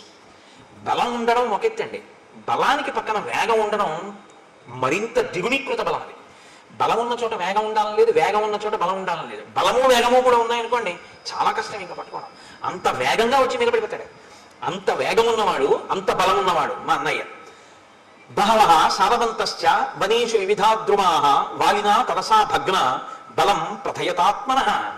మా అన్నయ్య పచ్చగా ఉన్నటువంటి ఆకులతో ఉన్న సాలవృక్షముల దగ్గరికి వెడతాడు. వెళ్ళి ఆకాశం అంతెత్తు పెరిగిపోయి కొమ్మలతో రెమ్మలతో పచ్చి ఆకులతో ఉన్న సాలవృక్షం దగ్గరికి వెళ్ళి దాన్ని మొదలు పట్టుకుని ఒకసారి ఊపుతాడు. ఊపి పైకి చూస్తాడు. చూస్తే అపర్ణహ, ఇహ ఆకులు ఉండవు ఆ చెట్టుకి, అన్ని ఆకులు కింద పడిపోతాయి. పచ్చి ఆకు పడ్డం చాలా కష్టం, పచ్చి ఆకు ఊడదు. కానీ మా అన్నయ్య సాలవృక్షాన్ని కలిపితే ఆకులన్నీ ఊడి కింద పడిపోతాయి. అంతటి మహాబలవంతుడు. అంటే ఏమిటి? నిన్ను నమ్మి నేను వెళ్ళొచ్చా? నేను వెళ్ళి యుద్ధానికి పిలిచిన తర్వాత నువ్వు తట్టుకోలేకపోతే ఏదో వాలి చంపేస్తానంటున్నావు, మంచిదే పాపం, ఏదో మిత్రత్వంతో. కానీ తీరా అక్కడికి నువ్వు వచ్చి కాళ్ళు చాపావనుకో, నా పరిస్థితి ఏంటి? వదిలిపెట్టండి నన్ను ఇంకా. కాబట్టి మా అన్నయ్య బలం ఏమిటో ముందు తెలుసుకో. అంటే రాముని మీద కించిత్ అనుమానం, రాముని యొక్క బలం మీద పరిపూర్ణమైనటువంటి విశ్వాసం ఉన్నవాడు కాదు. ఈ మాట చెప్పిన తరువాత ఇంకొకటి చెప్తున్నాడు. మహిషోదుందుభిర్నామ కైలాస శిఖర ప్రభ బలం నాగ సహస్రస్య ధరయామాస వీర్యవాన్. దుందుభి అని ఆ మాయావి యొక్క తమ్ముడు, వాడికన్నా గొప్పవాడు వీడు. వీడికి 1000 ఏనుగుల యొక్క బలం ఉన్నటువంటి వాడు. 1000 ఏనుగుల బలం ఉంటే వచ్చిన ఇబ్బంది ఏముందండి? దానికి పెద్ద గొడవ ఉంది. ఆయన బలం అయింది, ఆయన తిండి అయింది. కానీ వచ్చిన బాధ ఏంటంటే బలం ఉంది కాబట్టి రోజు ఎవరో ఒకరితో యుద్ధానికి వెళ్తాడు. యుద్ధానికి వెళ్ళడానికి ఆయనకి ఈయనకి ఏమి అభిప్రాయ భేదాలు ఉండక్కర్లేదు. బలవంతులు ఎవరైనా అడుగుతాడు. ఆయన బలవంతుడండి అన్నారు అనుకోండి, నేను పొద్దున్నే వెళ్ళి వాళ్ళ ఇంటి ముందుకు వెళ్ళి జబ్బలు తెరుస్తాడు. వస్తావా రావా యుద్ధం చేస్తానంటాడు. అంటే ఓడించేయాలంతే. నేను బలవంతుడననేటటువంటి ఒక ఖండకావరం అన్నమాట. కాబట్టి దుందుబి 1000 ఏనుగుల బలం ఉన్నవాడు కాబట్టి ఒకసారి సముద్రుడి దగ్గరికి వెళ్ళాడు. సముద్రుడు అనంతమై గంభీరంగా ఉంటాడు కాబట్టి ఆయన దగ్గరికి వెళ్ళి జబ్బలు చరిచి అన్నాడు, నువ్వు ఇంత పెద్ద సముద్రుడు ఉన్నావు, ఇంత బలవంతుడు అంటారు, ఇవాల్టితో నీ పొగరనిచేస్తాను, రా యుద్ధానికి అన్నాడు. ఆయన ఏం చేశాడు అంటే ఆయన ఏం చెయ్యక్కర్లేదు. బలం ఉంది కాబట్టి గొడవ పెట్టుకుంటూ ఉంటాడు. అదే రాక్షస ప్రవృత్తి అంటే, అంతకన్నా ఇంకేముండదు. కాబట్టి ఎప్పుడైనా అటువంటి వాడు మీకు కనపడితే మీరు ఏం చేయాలంటే సముద్రుల్లా హిమవంతుల్లా మాట్లాడాలి అని గుర్తుపెట్టుకోండి. తప్ప మీరు యుద్ధానికి వెళ్ళిపోకూడదు, వాళ్ళే మీరు కూడా రెచ్చిపోకూడదు. కాబట్టి సముద్రుడు ఎంత గంభీరంగా మాట్లాడాడంటే ఆయనే గాంభీర్యం సముద్రం అంటే. తత సముద్రో ధర్మాత్మ సముద్ధాయ మహాబల అబ్రవీద్వచనం రాజనం అసురం కలచోదితం. కాలము చేత గ్రసింపబడడానికి సిద్ధపడుతున్నటువంటి ఆ దుందుడికి ఈ కండకావరం పెరిగింది. కాబట్టి సముద్రుడి దగ్గరికి వెడితే సముద్రుడు లేచి అన్నాడు, నీతో నేనేమి యుద్ధం చేస్తానయ్యా? సముద్రో నాస్మితే దాతుం యుద్ధం యుద్ధ విశారద శ్రూయతాం చాభిదాస్యామి ఎస్తే యుద్ధం ప్రదాస్యతి. శైలరాజో మహారణ్యే తపస్వి శరణం పరం శంకర శ్వశురో నామ్న హిమవానితి విశ్రుత గుహప్రశ్రవణోపేతో బహుకందర నిర్ఝర స సమర్థస్తవ ప్రీతిం అతులాం కర్తుమాహవే. ఉత్తర దిక్కున హిమవంతుడు ఉన్నాడు. హిమవంతుడు చాలా పెద్ద పర్వతం. ఋషులందరూ ఆయన ఆశ్రయించి ఉంటారు తపస్సు చేసుకోవడానికి. ఆ హిమవత్ పర్వతం మీద ఉంటారు. ఆయన ఎందు పెద్ద పెద్ద గుహలు ఉన్నాయి. అనేకమైన నదులు పుట్టి ఆయన మీద ప్రవహిస్తుంటాయి. అంత బలవంతుడు. పైగా శంకరుడికి మామగారు. కాబట్టి ఆ హిమవంతుడి దగ్గరికి వెళ్ళాడు, ఆయన చేస్తాడు యుద్ధం. నీలాంటి వాడితో నేనేం యుద్ధం చేస్తాను, కాబట్టి నాతో యుద్ధం అక్కర్లేదు, నేనే చెప్తున్నానుగా చేయలేదని ఆయన దగ్గరికి వెళ్ళాను. వాడు వెంటనే అయితే నువ్వు చేయలేవు అనమాట. కాబట్టి ఓడిపోయింది. వాడికి అక్కడతో ఆ కోరిక తీరిపోయింది. కాబట్టి ఇప్పుడు కానీ వాడికి ఆ తీట వదిలిపోతూ ఉండాలి. రోజు ఎవరో ఒకరితో యుద్ధం చేయాలి వాడు. కాబట్టి వాడు హిమవంతుడి దగ్గరికి వెళ్ళాడు. పిలిచి నువ్వు నాతో యుద్ధం చేయాలి, సముద్రుడు నీ గురించి ఇంత గొప్పగా చెప్పాడు, నేను నీతో యుద్ధానికి వచ్చానన్నాడు. అంటే ఆయన అన్నాడు, దేనికి యుద్ధం? మన ఇద్దరి మధ్య వైరం ఏం లేదు, నిష్కారణంగా నాతో యుద్ధం ఎందుకు అంటే, లేదు నాకు బలం ఉంది, నువ్వు బలవంతుడో నేను బలవంతుడో తేలిపోవాలన్నాడు. నీ అంత బలవంతుడిని నేను కాదని నేనే చెప్తున్నాను. నేనేదో తాపసులకి ఆశ్చర్యం ఇస్తూ ఉంటాను, వాళ్ళు తపస్సు చేసుకుంటూ ఉంటారు నా దగ్గర, నేను అందుకు పనికి వచ్చేవాడినే కానీ ఇలా యుద్ధాలు అవి చేయలేను అన్నాడు. నువ్వు యుద్ధం అన్నా చెయ్యి, నాతో యుద్ధం చేసేవాడిని అన్నా చూపించన్నాడు. అదో పెద్ద విచిత్రమైనటువంటి విషయం. ఒక్కొక్కరి స్థితి, రాక్షసత్వం అన్న మాట అంత ప్రబలంగా ఉంటుంది వాళ్ళలో ఉండేటటువంటి మనఃప్రవృత్తి. అంటే ఆయన అన్నాడు, వాలీనామ మహాప్రాజ్ఞ శక్రతుల్య పరాక్రమ అభ్యాస్తే వానర శ్రీమాన్ కిష్కింధాం అతుల ప్రభాం స సమర్థో మహాప్రాజ్ఞ తవ యుద్ధ విశారద ద్వంద్వయుద్ధం మహద్దాతుం నముచేరివ వాసవ. నముచికి ఇంద్రుడికి యుద్ధం జరిగితే ఎలా ఉంటుందో అలా ఉంటుంది నువ్వు వాలితో యుద్ధం చేస్తే. కిష్కింధా రాజ్యాన్ని పరిపాలన చేస్తున్నాడు, మహాబలవంతుడు, నీకు తగినవాడు, ఆయనతో యుద్ధం చెయ్యి, మీ ఇద్దరికి సరిపోతుంది, బాగుంటుంది, నేను నాతో ఎందుకు అక్కడికి వెళ్ళన్నాడు. అంటే మళ్ళీ ఒక్క గంతులో అక్కడి నుంచి ఇక్కడికి వచ్చాడు. కానీ పాపం అప్పటికే తిరిగాడు కదండి. మరి ఓసారి సముద్రుడి దగ్గరికి వెళ్ళాడు, ఓసారి హిమవంతుడి దగ్గరికి వెళ్ళాడు. దేనికి? ఓ పుణ్యమా పురుషార్థమా? గొడవ తెచ్చుకోవడానికి వెళ్ళాడు. గొడవ పెట్టుకోలేదు వాళ్ళు గొడవ పెట్టుకోలేదన్న కక్ష కడుపులో ఉండిపోయింది. వాళ్ళు గొడవ పెట్టుకోలేదు, ఇవాళ నాకు యుద్ధం చేయడానికి ఒక్కడ దొరకలేదు, సూర్యాస్తమయం అయిపోయింది. వాళ్ళకి ఎంత బాధో చూడండి. ఏదో ఇవాళ నేను అయ్యో ఒక్క గుడికి వెళ్ళలేదు, ఒక్క గోపురానికి వెళ్ళలేదు, రామాయణంలో ఒక్క శ్లోకం చదవలేదు, ఒక్కసారి రామనామం రాయలేదు, రామరామ అనలేదు, ఇవాళంతా ఏమిటో ఇలా గడిచిపోయింది అని భక్తుడు విసుక్కున్నట్లు వాడికి చాలా కోపం వచ్చింది. సూర్యాస్తమయం అయిపోయింది, ఒక్కడు గొడవకు వచ్చిన వాడు లేడు, ఒక్కడితో యుద్ధం దొరకలేదు, చీకటి పడిపోయింది, వీడు వస్తాడో రాడో, పడుకున్నాడో ఏమో. కాబట్టి ఇప్పుడు రెచ్చగొట్టడానికి కిష్కింధ వెళ్ళాడు. అప్పటికే బాగా చీకటి పడిపోయింది, ఊరుకోవచ్చు, కానీ రేపు పొద్దున మళ్ళీ ఎక్కడికైనా వెళ్ళిపోతానంటాడేమో అని కంగారు, యుద్ధానికి ముందే సిద్ధం చేసేసుకుంటే పోతుందని. అంటే ఎంత వెర్రిగా ఉంటారో చూడండి ఒక్కొక్కళ్ళ మనస్తత్వం. మీరు ఇవి చూసి రామాయణం చూసి అలా ఉంటారనుకోకండి. నేను పేర్లు చెప్తే బాగుండదు, పేపర్లలో చదవట్లా మీరు ఎంతమందో ఇలాంటి వాళ్ళు. కాబట్టి అయిన దానికి కాని దానికి జబ్బలు చదవడం, రా నాతో అంటూ ఉండడం, ఎంత రాక్షసత్వంతో ఉంటారు. కిమర్థం నగరద్వారం ఇదం వృద్ధ్వా వినద్దసి దుందుబే విదితో మేసి రక్ష ప్రాణాన్ మహాబల. వాలి ఈ దుందుబి చేసినటువంటి హడావిడి విన్నాడు. ఆయన వచ్చినవాడు ఊరుకున్నాడా, ఒక మహిష రూపంలో వచ్చాడు. వచ్చి ఒక పెద్ద మహానాదం ఒకటి చేశాడు. ఆ కిష్కింధంతా చెట్లు ఉన్నాయి, ఆ చెట్లన్నీ విరగొట్టేస్తున్నాడు.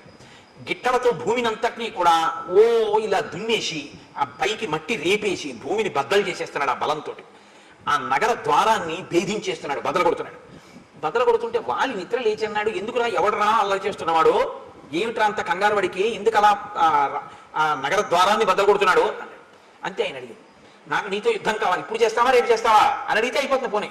కానీ వీడన్నాడు, అంటే రాక్షసత్వం అంటే మాటలు ఎలా ఉంటాయో చూడండి. అకారణంగా నత్తం స్త్రీ సంధిధౌ వీర వచనం వక్తుమర్హసి మమ యుద్ధం ప్రయచ్ఛాత్య తతో జ్ఞాస్యామి తే బలం. ఆడాళ్ళ దగ్గర కూర్చొని అరవడం కాదు. అంటే మరి రాత్రి అయిపోయింది, అంతఃప్రవాసంలో రాణుల దగ్గర కదా ఉంటాడు. ఆడవాళ్ళ దగ్గర ఉండి ఏదో పెద్ద వీరుళ్ళ ఎవడరా అని అడగడం కాదు, రా యుద్ధానికి, నీ బలం ఏంటో తేల్చేస్తానన్నాడు. ఎవరు అసలు వాడు, ఏమీ చెప్పడం, కంగారు అనుకుని మళ్ళీ ఏమనుకున్నాడో వెంటనే అభయం ఇచ్చాడు. ఫోన్లే చీకటి పడిపోయాక వచ్చాను కదా అని, అథమాధారయిష్యామి క్రోధమధ్య దిశామి మాం గృహ్యతాం ఉదయ స్వైరం కామభోగీషు అనరా. పోన్లే ఎలాగో అలా కష్టపడి రేపు పొద్దుటి వరకు నీ కోపాన్ని ఇలాగే అట్టే పెట్టుకుంటాను, రేపు పొద్దున్న యుద్ధానికి రా, ఇవాళకి రాత్రి నీ రాణులతో హాయిగా కామోపభోగాన్ని అనుభవించు. ఎందుకు ఆ కోపాన్ని నిలబెట్టుకోవడం, ఎవడైనా కోపం వదిలేస్తాడని చూడాలి. ఆయన అంటే చాలా కష్టం మీద రేపు పొద్దుటి వరకు కోపాన్ని నిలబెట్టుకుంటానంటాడు. అంటే దుష్టుడి యొక్క మనప్రవృత్తి ఎలా ఉంటుందో చూడండి. ఉత్తమే క్షణకోపస్య మధ్యమే గతికాద్రయం అధమేస్యాదహోరాత్రం పాపిస్తే మరణాంతక. కష్టపడి కోపం నిలబెట్టుకోవడం ఎందుకండి, అవి పోతుంటే హాయిగా వదిలిపెట్టేయాలి దాన్ని, అమ్మగా మన ప్రయత్నం లేకుండా పోయిందిరా అనుకోవాలి. కానీ వాడికి అలా చిత్తశాంతి లేదు, దాన్ని కష్టపడి నిలబెట్టుకుంటున్నాడు, గిట్టలతో గీరేస్తున్నాడు, చెట్ల కొమ్మలు అంటే రాత్రల్లా అలా చేస్తూ ఉంటాడు. నువ్వేం చేయాలి, వాలి ఏం చేయాలో చెప్తున్నాడు. ఇవాళ రాత్రికి నీ రాణులతో భోగించు, దీయతాం సంప్రదానంచ పరిష్వజ్యచ వానరాన్ సర్వశాఖా మృగేంద్రస్వం సంసాదయ సుహృజ్జనాం. నువ్వు దాన ధర్మాలు ఏమైనా చెయ్యాలనుకుంటున్నావు, ఇవాళ రాత్రి చేసేసి, ఎవరికైనా ఇద్దాం అనుకుంటే ఇచ్చేసి. పరిష్వజ్యచ వానరాన్, ఎవరైనా నీకు ముఖ్యమైనటువంటి వానరుల్ని చూడాలంటే వాళ్ళని పిలిపించి కౌగిలించేసుకోసారి. ఎందుకంటే ఇవన్నీ అంటే కందకావరం నోటి తీట. సర్వశాఖా మృగేంద్రస్వం సంసాదయ సుహృజ్జనాన్. ఒకసారి నీ సుహృత్తులు ఉంటారు, మంచి స్నేహితులు, మళ్ళీ చూడడం ఉండదు, రేపు పొద్దున చంపేస్తాను నేను, అందుకని వాళ్ళందరినీ పిలిచి ఓసారి చూసేసి. అంటే దేనికి చంపేస్తావు, ఏమి కారణం లేదు, తను బలవంతుడు అనిపించుకోవాలి కాబట్టి చంపేస్తాడు అంతే. సుదుష్టాంకురు కిష్కింధాం కురుష్వాత్మ సమంపురే క్రీడస్వత సహ స్త్రీభి అహం తే దర్పనాశమ. రేపు ఎలాగో నేను చంపేస్తాను ఉదయం, కాబట్టి ఇవాళ ఏం చేస్తావో తెలుసా, ఒకసారి ఆ కిష్కింధ సామ్రాజ్యాన్ని అంతటిని ఒకసారి చూసేసుకో. రాజు కాబట్టి నీకు ఆ మక్కువ ఉంటుంది, ఓసారి ఆ రాజ్యం అంతా చూడు. నీకు ఇష్టం కాబట్టి ఆ రాజధాని వంక కూడా ఒకసారి చూసి, ఇవాళ రాత్రి నీకు ఇష్టమైనటువంటి స్త్రీలు ఎవరున్నారో వాళ్ళతో భోగించి రేపు పొద్దున నిన్ను చంపేస్తాను. యోహిమత్తం ప్రమత్తం వా సుప్తం వా రహితం భృషం హన్యాత్ స భ్రూణలోకే తద్విధం మదమోహితం. అసలు ఇప్పుడే చంపేందు.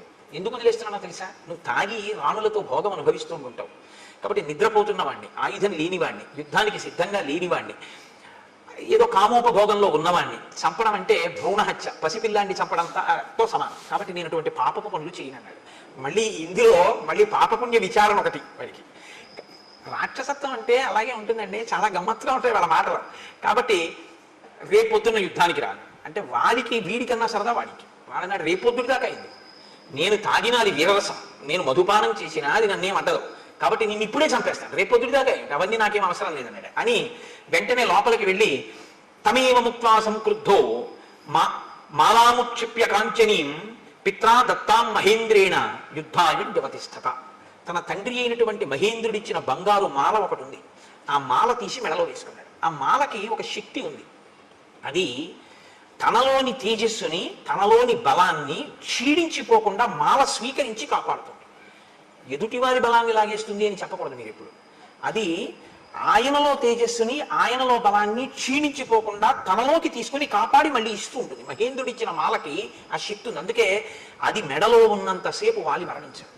వాలి మరణించాలి అంటే అది మెడలోంచి తీసేయాలి. అది మెడలోంచి తీస్తేనే మరణిస్తాడు. కాబట్టి ఇప్పుడు ఆ హారాన్ని మెడలో వేసుకున్నాడు. వేసుకుని వెళ్ళి ఆ 2 కొమ్ములు పట్టుకుని ఎవడరా దుందుబి నువ్వేనా అన్నాడు. అవును నేనే అన్నాడు. రేపు పొద్దుడు దాకా ఎందుకు ఇప్పుడు రా అని 2 కొమ్ములు పట్టుకుని ఇచ్చేసాడు. ఇంత అల్లరి చేసిన వాడు ఏమీ లేదు. 4 పిడిగుద్దులు గుద్దాడు. ముక్కులోంచి, చెవుల్లోంచి, నోట్లోంచి, నెత్తులు కక్కుని ఢామ్లో చచ్చిపోయాడు.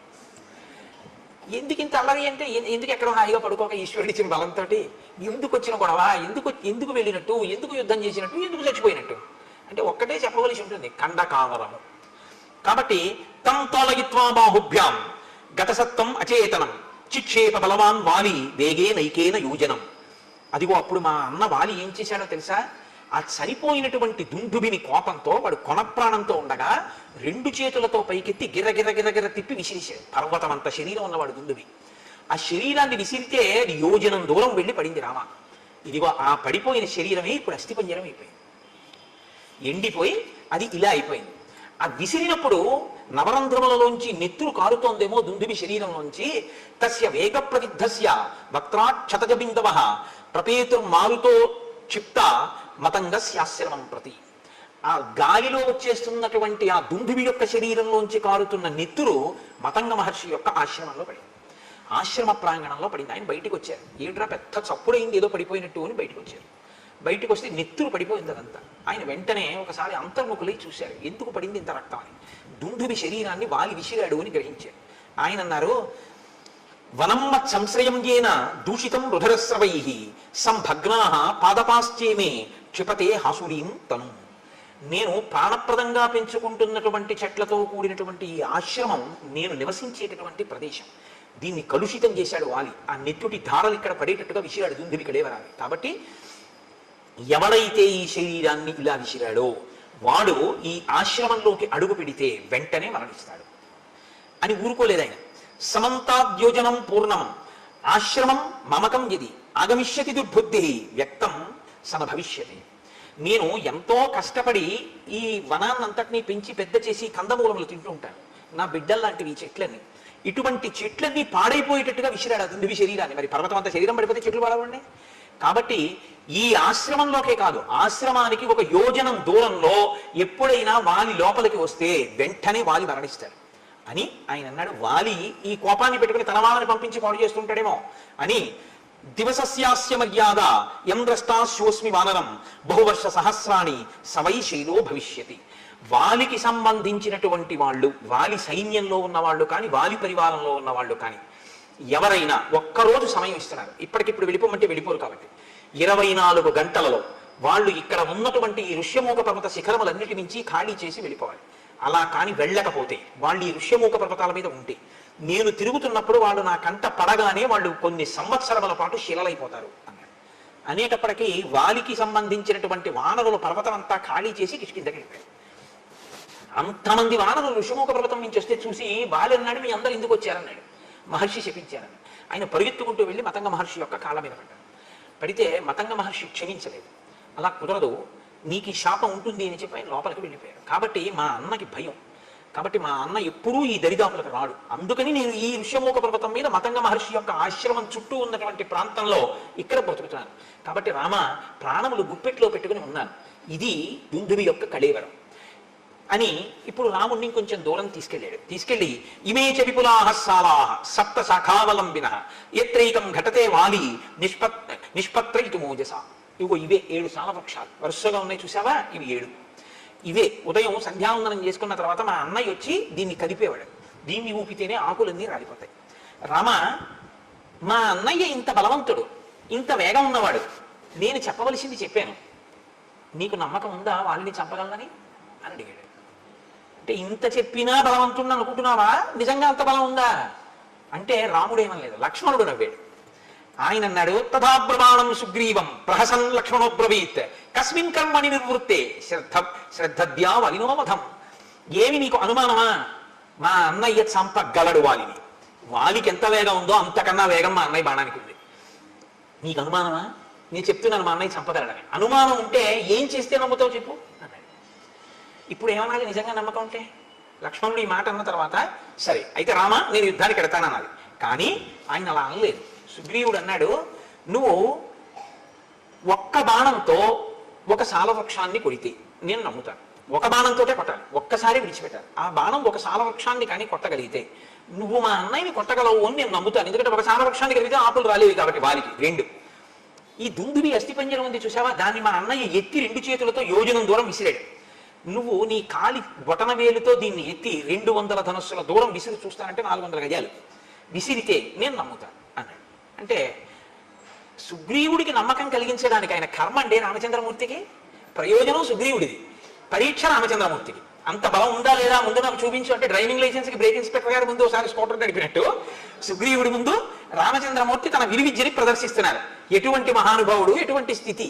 కాబట్టి ఇప్పుడు ఆయన అన్నాడు, సరే నీకు నా బలం తెలియాలి అంతే కదా.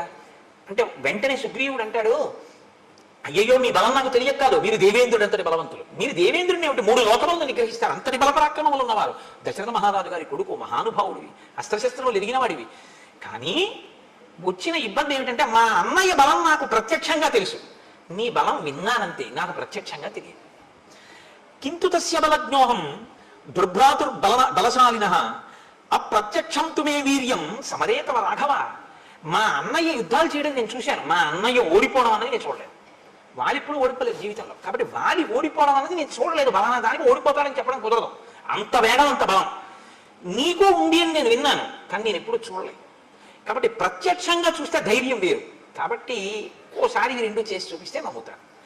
పైకి నమ్మినట్టే ఉంటాడు, కానీ ఓసారి ఈ కంటితో చూస్తే కానీ నమ్మనంటుంటాడు. సుగ్రీవుడిని అనక్కర్లేదండి, మనందరం అంతే కదా. మీరు కాదు, మీరు పెద్దలు, నేను మిమ్మల్ని అంటలేదు. నా బోటిగాడు ఈశ్వరుడు ఉన్నాడంటుంటాను, కానీ ఏమో ఎందుకైనా మంచిది మన గొడవ మనం చూసుకుంటుంటే అంటూ ఉంటాం. నమ్మినట్టు ఉంటాం, కానీ అవును ప్రహ్లాదుని రక్షించాడు, అవును రామచంద్రమూర్తి అదేంటి వానరులందరినీ రక్షించాడు అంటాం, రామాయణం అంతా చెప్తాం, కానీ మన అపనమ్మకం మందే. సుగ్రీవుడు అంతే.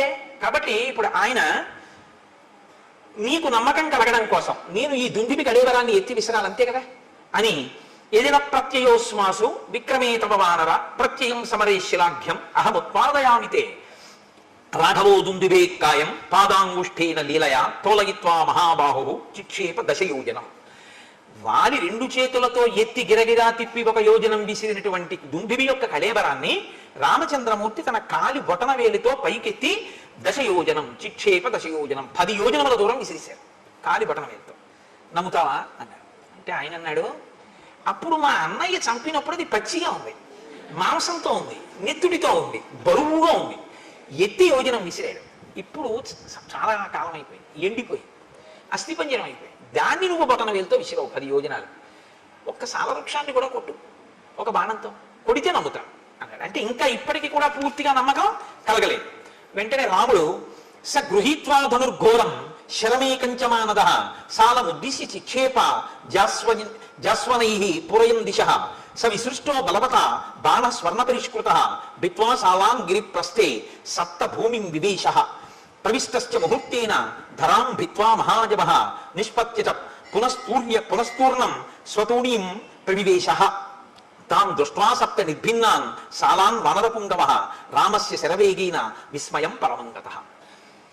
నీకు నమ్మకం కల్పించడానికి ఒక సాలవృక్షం కొట్టాలి ఒక బాణంతో అంతే కదా అని ఒక ఘోరమైన బాణాన్ని తన అమ్ముల పొదలోంచి తీసి వింటినారికి సంధించి ఆకర్ణాంతము లాగి ఆ బాణాన్ని సాలవృక్షముల మీదకి ప్రయోగించాడు రాముడు. అది ఒక ముహూర్త కాలంలో, అంటే అనే లోపల 7 సాలవృక్షములను కొట్టి ఎదురుగుండా ఉన్న పర్వతము యొక్క శిఖరములను కొట్టి పాతాళలోకంలోకి వెళ్ళి పాతాళలోకాన్ని దర్శించి మళ్ళీ పైకొచ్చి రామచంద్రమూర్తి యొక్క అమ్ముల పొదిలోకి చేరిపోయింది ఒక ముహూర్తం. ఇది చూశాక చూసి ఒక్కసారి విస్మయం పరమంగత. అబ్బా ఇంత వేగమా రాముడి బాణానికి, మా అన్నయ్యదే వేగం అనుకున్నాను. అమ్మో ఇలా అనేటప్పటికీ బాణం 7 సాలవృక్షాలను కొట్టి పర్వతాన్ని కొట్టి ఛేదించి భూమిలోకి పాతాళంలోకి వెళ్ళి పాతాళ వివరాన్ని చూసి మళ్ళీ పైకి వచ్చి అక్షయబాణ తూణీలలో వెళ్ళిపోయి చేరిపోయింది. ఇప్పుడు ఇక నిలబడలేదు. ఇప్పటిదాకా ఆయన్ని నిలబెట్టి తను కూర్చుంటాడు, ఇప్పటిదాకా కొమ్మ కొట్టి ఆయన్ని ఇలా కూర్చో అని తను కూర్చోబెడతాడు. ఇప్పుడు చూశాడు రాముడు అంటే ఏమిటో. ఇప్పుడు ఏం చేశాట, సమూర్జ్ఞ న్యపతద్ధూమౌ ప్రలంబీకృత భూషణ సుగ్రీవ పరమప్రీతో రఘవాయ కృతాంజలి. ఇప్పుడు ఆయన ముందు ఇలా వంగిపోయి రెండు చేతులతో అంజలి ఘటిస్తే ఆభరణములు వేలాడాయి అన్నారు మహర్షి. ఎంత పెద్ద మాట చూడండి. ఇప్పుడు నేను నా మెడలో ఉన్న రుద్రాక్ష హారం నా మెడలోనే నా గుండెల మీద ఇలాగే ఉందనుకోండి, నేను బాగా వంగలేదు అని గుర్తు. ఇది ఉందా, ఊడిపోయింది. అదే నేను ఒకరి ఎందు భక్తితో బాగా వంగిపోయి నమస్కరించాను అనుకోండి, ఇలా నా గుండెల మీద ఉన్న హారం ఏమవుతుంది, ఇలా గాలిలోకి వచ్చి వేలాడుతుంది. అంత వంగిపోయాను అంటే గుర్తేమిటి, అవతల వారి ఎందు అంత భక్తి చూపించాను అని గుర్తు. ఇన్నాళ్ళు ఏమైంది భక్తి అంటే, ఇన్నాళ్ళు రాముడిని అలా చూడలేదు. ఇప్పుడు రాముడు ఏమిటో తెలియగానే ఏం చేశాడంటే అంత వంగిపోయి అన్నాడు, ఇక వెళ్ళి పదం పిలుస్తాను వాళ్ళని అన్నాడు. ఇప్పుడు ఎంత నమ్మకం వచ్చేసిందో చూడండి. కానీ దీని ఫలితం దీనికి ఉంటుంది. ఇది మీరు కిష్కింధకాండలో పట్టుకోవలసినటువంటి ఒక అద్భుత రహస్యం. రాముడు అన్నాడు, తప్పకుండా యుద్ధం చేస్తాను, నువ్వు పిలు మీ అన్నయ్యని, మీ ఇద్దరు యుద్ధం చేస్తుంటే నేను వాలిని సంహరిస్తాను. ఇప్పుడు వెళ్ళాడు, పెద్ద సింహనాదం చేశాడు. ఎవడు రావాడన్నాడు, మీ తమ్ముడే వచ్చాడన్నాడు. వీడికి ఎంత అహంకారం వచ్చిందిరా, ఋష్యమూకం నుంచి దిగి నా ముందుకు వస్తాడా యుద్ధానికి అని వాలి గబగబా బయలుదేరి వచ్చాడు. ఇద్దరు పెనుగులాడుతున్నారు, ఇద్దరు పిడికిడి పోట్లతో పొడుచుకుంటున్నారు, కలియబడుతున్నారు, గుద్దుకుంటున్నారు, తన్నుకుంటున్నారు, ఒకరి మీద ఒకరు కలియబడుతున్నారు, నెత్తులు కక్కుతున్నారు. ఇన్ని చేస్తుంటే రాముడు బాణం వెయ్యలేదు. మెరుపు వేగం కలిగినటువంటి బాణాన్ని రాముడు ఇతనే వాలి అనుకుని వేసేస్తే అది సుగ్రీవుడి మీద పడిపోతే ఇప్పుడు రాముడి పట్ల ఎంత అధర్మం అయిపోతుంది, మిత్రఘాతకుడు అయిపోతాడు. కాబట్టి తతోన కృతవాన్ బుద్ధిం మోక్తు అంతకరం శరం, అది వేస్తే దెబ్బ తగలడం కాదు, అది చంపేస్తుంది మనిషిని. కాబట్టి బాణాన్ని వేయలేదు, ఆగిపోయాడు రాముడు. ఇప్పుడు తినవలసినన్ని దెబ్బలు తినేసి పారిపోయాడు ఋషిముఖ పర్వతం మీద. పారిపోయి కూర్చున్నాడు తల వంచుకొని. మళ్ళీ రామలక్ష్మణులు వీళ్ళు మంత్రులు వెళ్ళారు. వీడికి తల వంచుకొని కూర్చున్నవాడు రాముడి వంక చూశాడు. రాముడు ఏమనలేదు. సుగ్రీవుడే అన్నాడు, నా మానాన్ని నేనున్నాను, అగ్నిసాక్షిగా మిత్రత్వం చేసుకున్నావు, సాల వృక్షాలు కొట్టావు, మా అన్నయ్యని కొట్టేస్తాను యుద్ధానికి పిలవమన్నావు, నీ మాట నమ్మి యుద్ధానికి వెళ్ళాను, నన్ను చితక పొడి చేశాడు, నువ్వు బాణం వేయలేదు. నేను వాలిని సంపదని ఒక మాట ముందు చెప్తే ఏమై ఉండేది, ఎందుకు పంపావు నన్ను అడిగాడు. అడిగితే ఆయన అన్నాడు, నిన్ను రక్షించడానికి వాలిని సంహరించడానికి నేను బాణప్రయోగం చెయ్యాలిగా, నీ ఇద్దరు ఒక్కలా ఉన్నారు, నేను నిన్ను చూశాను కానీ వాలిని చూడలేదు ఇంత పూర్వం, నువ్వు వాలిని పిలవడమేమిటి, వాడు యుద్ధానికి వచ్చేసాడు, ఇద్దరు కలిపడిపోయారు. ఇద్దరూ కలియబడిపోయిన తర్వాత ఎంత పరికించి చూసినా ఇద్దరు ఒక్కలాగే కనపడుతున్నారు. ఎవరు వాలో ఎవరు సుగ్రీవుడో నాకు తెలియలేదు. నిజం కూడా అంతేనండి, ఇద్దరు అలా ఉంటారు వాలి సుగ్రీవులు. కాబట్టి ఇద్దరూ అలా ఉన్నారు కాబట్టి నేను ఎవరో తెలియలేదు. పైగా మల్ల యుద్ధం చేసేటప్పుడు ఎలా ఉంటుందంటే, ధనుర్వేదంలో బాణప్రయోగం చేసుకునేటప్పుడు ఒకరి ముందు ఒకరు నిలబడి ఉంటారు. ఇటు పక్క ఒకరి నుంచి ఉంటే అటు పక్క ఒకరి నుంచి ఉంటారు. ఆయన రథం నుంచి ఈయన వెనక బాణాలు వేస్తూ ఉంటాడు. ఏదో కొంత పరికించే అవకాశం ఉంటుంది. మల్ల యుద్ధంలో అలా ఉండదు. కింద పడుతుంటారు, మీద పడుతుంటారు, దుల్లుతుంటారు, గుద్దుకుంటూ ఉంటారు, కొట్టుకుంటుంటారు, పుడుచుకుంటూ ఉంటారు, అరుచుకుంటూ ఉంటారు, అటు తిరుగుతుంటారు, ఇటు తిరుగుతుంటారు. ఎవడం తెలుస్తుంది. తెలియకుండా ఇతనే వాళ్ళనుకుని వేసేశాకని సుగ్రీవుడైతే అందుకు నేను వేయలేదన్నాడు. అంగీకరించాడు సుగ్రీవుడు. కానీ ఇప్పుడు మళ్ళీ వెళ్ళు మీ అన్నయ్య దగ్గరికి అన్నాడు. అయ్యో బాబోయ్ అని భయం లేదు. కాబట్టి నువ్వు బెంగ పెట్టుకోకు లక్ష్మణ, అదిగో ఆ పర్వత చర్యల కింద గజపుష్పీం ఇమాం పుల్లాం ఉత్పాట్య శుభలక్షణాం కురు లక్ష్మణ కంఠేస్య సుగ్రీవస్య మహాత్మనః. అదిగో అక్కడే నాగకేసరపు లత ఒకటి పుష్పించినటువంటిది పెరిగి ఉంది. ఆ లతని పీకి పట్ల లక్ష్మణ, పట్టుకొచ్చి పూలతో ఉన్నటువంటి ఆ తీగని మెడలో మాలగా వేయి సుగ్రీవుడికి. ఇప్పుడు ఈ గజపుష్పలత ఉన్నటువంటి వాడు సుగ్రీవుడు, అది లేనివాడు వాలి. నాకు గుర్తు తెలుస్తుంది. ఇప్పుడు వాలిని సంహరిస్తాను. కాబట్టి నువ్వు మళ్ళీ వెళ్ళి ఇప్పుడు పిలు మీ అన్నయ్యని యుద్ధానికి, నీకేమి ప్రమాదం రాదు.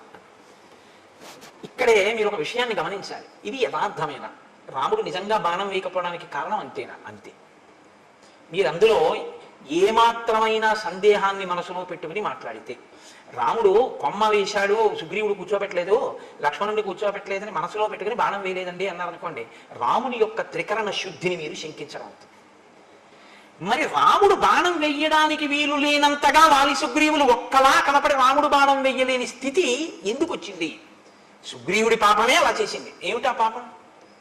మహాత్ముల పట్ల అమర్యాదతో ప్రవర్తించడం, మహాత్ముల పట్ల మర్యాదతో ప్రవర్తించడం, ఈ రెండు సద్య ఫలితాలు ఇస్తాయి. మీరు ఒక పాపకర్మ చేసి ఉన్నారనుకోండి, మీరంటే మనం ఒక పాపకర్మ చేసామనుకోండి, అది ఎప్పుడో ఫలితాన్ని ఇస్తుంది. కొన్ని అవి ఏం చేస్తాయంటే వెంటనే ఏం ఫలితాన్ని ఇవ్వవు, ఇస్తాయి ఎప్పుడో తర్వాత ఎప్పుడో ఇస్తాయి. కొన్ని ఈశ్వరుడు ఏం చేస్తాడంటే తర్వాత వరకు కూడా ఉంచడు. కొన్ని చాలా భయంకరమైనటువంటి ఉంటాయి. అందులో అత్యంత ప్రమాదకరమైనటువంటి దోషం మహాత్ముల జోలికి వెళ్ళడం. ఈశ్వరుణ్ణి బాగా గుండెలలో నమ్మి ఆరాధించేటటువంటి వాడు కానీ బాధపడేటట్టు మీరు ప్రవర్తిస్తే, ఆయన బాధపడ్డారా పడలేదా పక్క వదిలేయండి, ఆయన పడకపోవచ్చు. ఆయన బాధ పడకపోయినా ప్రవర్తించినందుకు మీరు ఫలితం అనుభవించవలసింది. ఆయన పడలేదు కదండి ఫలితం, ఆయన ఏం బాధపడితే కదా నాకు ఫలితం ఇవ్వడానికి, అది వేరు. నువ్వు ప్రవర్తించావా లేదా ఈశ్వరుడు ఫలితం ఇచ్చేస్తాడంతే. నేను మీకు ఒక ఉదాహరణ చూపిస్తాను. సుబ్రహ్మణ్యేశ్వర స్వామి వారు ఈ దేశంలో సనాతన ధర్మంలో కర్మ మార్గాన్ని ముందు శంకరాచార్యుల వారు జ్ఞాన మార్గాన్ని నిలబెట్టడానికి వచ్చేటప్పుడు, శంకరాచార్యుల వారు అద్వైత స్థాపకుడు అంటారు, అంతకన్నా తప్పు మాట ఇంకోటి లేదు. శంకరులు అద్వైత స్థాపకులు కాదు. ఎలా వచ్చేసిందో నాకు తెలియదు. ఆఖరికి ఆయన నామావళిలో కూడా అద్వైత స్థాపక ఆయన మహాన్ రాస్తూ ఉంటారు. ఆయన అద్వైత స్థాపకులు ఏంటి? అద్వైత స్థాపకులు శంకరాచార్యుల వారు అయితే అంతకు ముందు లేని దాన్ని ఆయన కొత్తగా తీసుకొచ్చి పెట్టినవారు. ఆ అవతారం వచ్చిందే వేదాన్ని ప్రచారం చేయడానికి. అద్వైతము వేదాంతర్గతమైన సిద్ధాంతం, వేదాంతర్గతం వేద సారమే అద్వైతం. వేదసారమైన అద్వైతాన్ని ఆయన ప్రచారం చేశారు. అద్వైత ప్రచారకులే తప్ప అద్వైత స్థాపకులు శంకరులు కాదు. అద్వైత స్థాపకులు అంటే అంతకు ముందు లేనిది ఇప్పుడు కొత్తగా తెచ్చినది అవుతుంది. ఆయన ఏదీ కొత్తగా పెట్టలేదు, ఉన్నదాన్ని ఆయన ప్రచారం చేశారంతే. అప్పుడే శంకరాచార్యులు వారి అవతారం గురించి మీకు సరిగా అర్థమైందని గుర్తు. ఒక లీకి ప్రశ్న ఒకటి వేస్తుంటే ఆయన జగద్గురువులు ఎప్పుడు అయ్యారని. జగద్గురువులు అవడం ఏమిటైనా? ఆయన పుట్టడం జగద్గురువుగా పుట్టారు. అసలు ఆయన జగద్గురువు అవడం అన్న మాట లేదు, ఆయన పుట్టడమే జగద్గురుత్వం అంతే. కైలాస శంకరుడు కామది శంకరుడిగా రావాలనుకున్నప్పుడే జగద్గురువుగా వచ్చారు ఆయన తప్పించి. అందుకే అసలు ఆయన వస్తూనే సన్యాసాశ్రమం తీసుకోవడానికే సిద్ధపడి ఉన్నారు, వివాహం చేసుకోలేదు. ఆతురత సన్యాసం స్వీకరించి లోకమంతా తిరిగారు. నాకు భవతి భిక్షాందేహి అంటే చేతిలో ఏ తల్లి కబళం వేస్తుందో వాళ్ళందరూ నా తల్లులే అన్నారు ఆయన. అమ్మా నేను నీ దగ్గర ఉంటే నువ్వు ఒకటివే తల్లివి, నేను దేశమంతా తిరిగితే నాకు ఆకలేసి ఏ ఇంటి ముందుకెళ్ళి అన్నం అడిగితే నా చేతిలో అన్నం పెట్టిన తల్లులందరూ నాకు తల్లులే, కాబట్టి నేను సన్యాసం స్వీకరిస్తా అన్నారు. ఆయన ఎప్పుడూ జగద్గురువు, పుట్టుకతోనే జగద్గురు. ఆయన ఒకప్పుడు జగద్గురువు అవడం, ఒక జగద్గురువు అవకపోవడం అలా ఏముండవు శంకరాచార్యుల వారి అవతారంలో. అది తెలుసుకుని మాట్లాడాలి చెప్పేటప్పుడు. కాబట్టి ఇక్కడ శంకరాచార్యుల వారు జ్ఞాన మార్గ ప్రచారం చేసి అద్వైత సిద్ధాంత ప్రచారం ప్రారంభం చేయడానికి ముందు సనాతన ధర్మాన్ని పటిష్టం చేయడం కోసం కర్మ మార్గాన్ని పటిష్టం చేయడానికి సుబ్రహ్మణ్యేశ్వర స్వామి కుమారిల భట్టు అన్న రూపంలో వచ్చారు. వచ్చి ఆయన బౌద్ధ మతం ఈ దేశం నుంచి కదిలిపోయేటట్టుగా చేశారు. కుమారిల భట్టు ముందు కదిపిన వారు అసలు. కాబట్టి శంకరాచార్యుల వారు బౌద్ధానికి వ్యతిరేకంగా ఉన్నారంటారు, తప్పది. శంకరులని బౌద్ధం తట్టుకోలేకపోయింది తప్ప. శంకరులు అసలు ఎప్పుడూ ఎవరిని వెళ్ళదోసే ప్రయత్నం చేయలే. ఎందులో మంచి ఉంటే దాన్ని ఆయన గ్రహించారంతే. శంకరుల గురించి మీకు సరిగా అర్థమైతే మీరు శంకరుల గురించి మాట్లాడే మాటలు వేరుగా ఉంటాయి. శంకరులు ఎప్పుడూ ఎవరిని ఓడించి తరిమేయడం ఆయన యొక్క సిద్ధాంతం కానే కాదు, ఆయన ఆశయము కాదు. ఆయన ప్రతి దాంట్లోంచి సారం ఉన్న ప్రతి దాన్ని ఆయన తీసుకున్నారు. ఎంతవరకు పనికి వస్తుందో అంతవరకు చూపించారు. ఏది అనుష్ఠాన యోగ్యము కాదో అది అందుకు పనికి రాదు అని చెప్పారంతే తప్ప నే పట్టుకున్నదే సత్యం మిగిలినవన్నీ అసత్యాలని శంకరాచార్యుల వారు అసలు ఎప్పుడూ మాట్లాడలేదు. అలా మాట్లాడితే అటువంటి సంకుచితత్వంతో ప్రవర్తిస్తే శంకర భగవత్పాదులు షణ్మత స్థాపనాచార్యులు కానే కాలేరు. తర్వాత చాలా మందికి ఒక అపోహ, శంకరాచార్యుల వారు విభూతి రేఖలు పెట్టుకుంటారు కాబట్టి ఆయన శివుడు, ఆయన పరమశివుణ్ణి ప్రధాన దైవంగా ఆరాధించిన వారు అని అనుకుంటారు. నేను మీకు ఒక యథార్థం చెప్పనా? శంకరాచార్యుల వారంత గొప్ప వైష్ణవుడు ఎక్కడ? శంకరాచార్యుల వారు చాలా గొప్ప వైష్ణవుడు. నేను ఎందుకు ఈ మాట అంటున్నానో తెలుసా అండి? శంకరాచార్యుల వారి ఆరాధ్య దైవం కృష్ణ పరమాత్మ. మీరు ఇప్పటికీ కాలడి వెడితే కాలడిలో ఆయన ఆరాధించినటువంటి కృష్ణ పరమాత్మ యొక్క స్వరూపాన్ని శృంగగిరి పీఠం వారే అక్కడ ఉంచారు. సచ్చిదానంద శివాభినవ నరసింహ భారతీ స్వామి వారు కదండి మహానుభావుడు. ఆ ప్రాంతానికి వెళ్ళి శంకరులు ఎక్కడ స్నానం చేశారో, ఎక్కడ మొసలి ఆయన కాలు పట్టుకుందో ఆ ప్రాంతాన్ని గుర్తించి శంకర భగవత్పాదులు తన తల్లిగారిని సమాధి చేసినటువంటి ప్రదేశాన్ని కూడా గుర్తించి, అక్కడ శంకరాచార్యుల వారు పుట్టినటువంటి గదిని గుర్తించి ఆయన జ్ఞానశక్తి చేత అక్కడ శంకరాచార్యుల వారి గుడి కట్టించి, ఎక్కడ రోజు ఆయన వెళ్ళి స్నానం చేసేవారో, తల్లిగారు స్నానం చేసేవారో, పూర్ణానదిని తీసుకొచ్చినప్పుడు కృష్ణాలయం అందులో మునిగిపోతుంటే కృష్ణుడు శంకరా నేను ఇప్పుడు ఎక్కడుండను అంటే ఆయన తీసుకొచ్చి బయట ఎక్కడ పెట్టారో అవన్నిటినీ పరిరక్షించారు శృంగగిరి పీఠం వారు. సచ్చిదానంద శివాభినవ నరసింహ భారతీ జాతికి అందించినటువంటి గొప్ప ఉపకారం. అందుకే శృంగగిరి పీఠాన్ని అధివసించిన మహాపురుషులందరూ ఏదో ఒక గొప్పతనాన్ని ప్రతి ఒక్కరూ ఒక్కొక్కటి ఈ దేశానికి అందించి వెళ్ళారు. అవతార పరిసమాప్తి చేసే లోపల శంకరాచార్యుల వారి జీవితం అంతా కూడా ఎక్కడ మంచి ఉంటే దాన్ని గ్రహించడం. అసలు ఆయన బ్రహ్మచర్యంలో ఉండగా ఆయన నోటి వెంట వచ్చిన మొట్టమొదటి స్తోత్రం లక్ష్మీ స్తోత్రం. విభూతి పెట్టుకోవడం అంటారా? విభూతి పెట్టుకోవడం అనేటటువంటిది వైదికమైన ప్రక్రియ, వేదాంతర్గతము. ఆ విభూతిని ఎడమ చేతిలో వేసుకుని కుడి చేతితో మూసి చెప్పవలసిన మంత్రం చెప్పి స్నానం అయిన తరువాత ఇస్తే సజల భస్మ, స్నానం చేయకపోతే పొడి భస్మ పెట్టుకోవాలని. ఆ సజల భస్మని కుడి చేతితో మూసి మంత్రం చెప్తారు. నేను కాకినాడలో శివమహాపురాణం చెప్పినప్పుడు ఆ మంత్రాన్ని బోర్డుల మీద రాసి అందరికీ ప్రచారం చేశాను కూడా, ప్రింట్ వేసి ఇచ్చి ఇలా పెట్టుకోండి విభూతిని. ఆ సజల భస్మని పెట్టుకుంటారు. అది వేదోక్తం, అది పురాణోక్తం, అది అందుచేత శంకరాచార్యుల వారు విభూతి పెట్టుకుంటే ఆయన శైవుడని కాదు దాని అర్థం. ఆయన చాలా గొప్ప వైష్ణవుడు. ఆయన సౌరోపాసన, గణాపత్యం, శాక్తేయం వారి సౌందర్యలహరి చేశారు. శంకర భగవత్పాదుల వంటి వ్యక్తి, శంకర భగవత్పాదుల వంటి అవతారం శంకరాచార్యుల వారి తర్వాత ఇప్పటి వరకు రాలేదు. నా భూతో నా భవిష్యతి అని నేను అన్నాను. ఎందుకో తెలుసా? అలాంటి అవతారం మళ్ళీ రావాలని కోరుకోవాలి మనందరం. కాబట్టి నా భవిష్యతి అన్నమాట నేను అన్నాను. కాబట్టి అంతటి మహానుభావుడు శంకర భగవత్పాదులు అంటే. సరే, నేను ఎందుకు మీతో ఇది మనం చేయవలసి వచ్చింది అంటే ఒక దాంట్లోంచి ఒక దాంట్లోకి వెళ్ళడం జరిగింది. శంకరులకి ముందు సుబ్రహ్మణ్యేశ్వర స్వామి వారు వచ్చారు. నాన్నగారు వచ్చే లోపల ముందు కొడుకు వచ్చాడు. కర్మ మార్గాన్ని నేను పరిపుష్టం చేస్తే జనం సనాతన ధర్మం వైపుకి తిరుగుతారు. తిరిగిన తరువాత నాన్నగారు వచ్చి జ్ఞాన మార్గాన్ని నిలబెడతారని ఆయన కర్మ మార్గాన్ని పరిపుష్టం చేశారు. చేసినప్పుడు ఆయనకి బౌద్ధులతో ఒక వాదన జరిగింది. ఆయన బౌద్ధుల రహస్యాలు తెలుసుకున్నారు శఠబుద్ధితో ఒకప్పుడు. అలా తెలుసుకుంటే తప్ప ఖండించడం కుదరదని. తదనంతర కాలంలో ఆయన బౌద్ధుడు కాడు అని తెలుసుకుని ఆయన్ని సంహరించే ప్రయత్నం చేస్తే ఆయన ఏం చేశారంటే ఒక భవనం యొక్క పై అంతస్తులోంచి కిందకి దూకేస్తూ వేదమే ప్రమాణమైతే నాకు దెబ్బ తగలకుండుగాక అని దూకేశారు. పైనుంచి దూకేస్తే కుమరిల భట్టు కింద పడిపోయారు. కింద పడిపోతే ఆయనకి ఏమీ అవ్వలేదు. కానీ ఒక కన్ను మాత్రం దెబ్బతింది. ఆయన వెంటనే వేదమాత గాయత్రిని ప్రశ్నించారు. నేను వేదాన్ని నమ్మాను, నేను ప్రమాణమైతే అని చెప్పి దూకితే నాకేం అవ్వలేదు, కానీ నా కన్ను ఎందుకు దెబ్బతింది అని అడిగారు. వెంటనే అశరీరవాణిగా వేదం అంది, వేదమే ప్రమాణము కనుక నాకు దెబ్బ తగలకూడదని నువ్వు అని ఉండి ఉంటే నీకు దెబ్బ తగిలి ఉండేది కాదు. వేదమే ప్రమాణమైతే అంటే చిన్న అనుమానం ఉంది కాబట్టి కన్ను దెబ్బతింది. సంశయం ఒకటి చిన్నది పెట్టుకున్నావు కాబట్టి ఆ పాటి దెబ్బ నువ్వు తినవలసి ఉంటుంది. ఎందుకంటే మహాత్ముల పట్ల, దేవతా స్వరూపాల పట్ల ఆస్తిక్య బుద్ధి అంటే చేసేటప్పుడు నమ్మి చెయ్యాలి తప్ప ఉందో లేదో అన్న అనుమానంతో చేయకూడదు. సుగ్రీవుడు రాముడు చేస్తాడంటున్నాడు కానీ పరీక్షలు పెడుతున్నాడు. దీని ఫలితం ఎక్కడికి పోతుంది? కాబట్టి ఇప్పుడు రాముడి మీదకి తోయకండి. రాముడికి తెలిసి రాముడు కావాలని బాణం వేయలేదు, ఓ కొమ్మ మీద తనని కూర్చోబెట్టాడని, లక్ష్మణుడికి కొమ్మ వేయలేదని, అందుకని రాముడు బాణం వేయకుండా బాగా దెబ్బలు తిన్నాక వెనక్కి తీసుకొచ్చి బుద్ధి వచ్చిందా అని చెప్పి అప్పుడు దండయించారు అనుకోకండి. అలా అయితే అసలు వాళ్ళలేదు. అప్పుడు మీరు రాముని యొక్క శీలాన్ని మీరు అవమానించినట్లు అవుతుంది. రాముడు అలా ఉండడు, ఆయన త్రికరణ శుద్ధి. రామో దిర్మాభిభాషతే, అమ్మా నాకు 2 మాటలు మాట్లాడడం చేత కాదమ్మా అన్నాడు ఆయన. కాబట్టి నేను చంపుతాను అని మాట ఇచ్చినటువంటి రాముడు చంపకుండా ఉండి మీ ఇద్దరు ఓలా ఉన్నారు అందుకు చంపలేదు అని రాముడు చెప్తే రాముడు అబద్ధం అన్నట్టు అవుతుంది. అప్పుడు మీరు రామాయణాన్ని సరిగ్గా పరిశీలన చేయలేదు, రామాయణం బాగా అర్థం చేసుకునే ప్రయత్నం మీరు చెయ్యలేదు అని గుర్తు.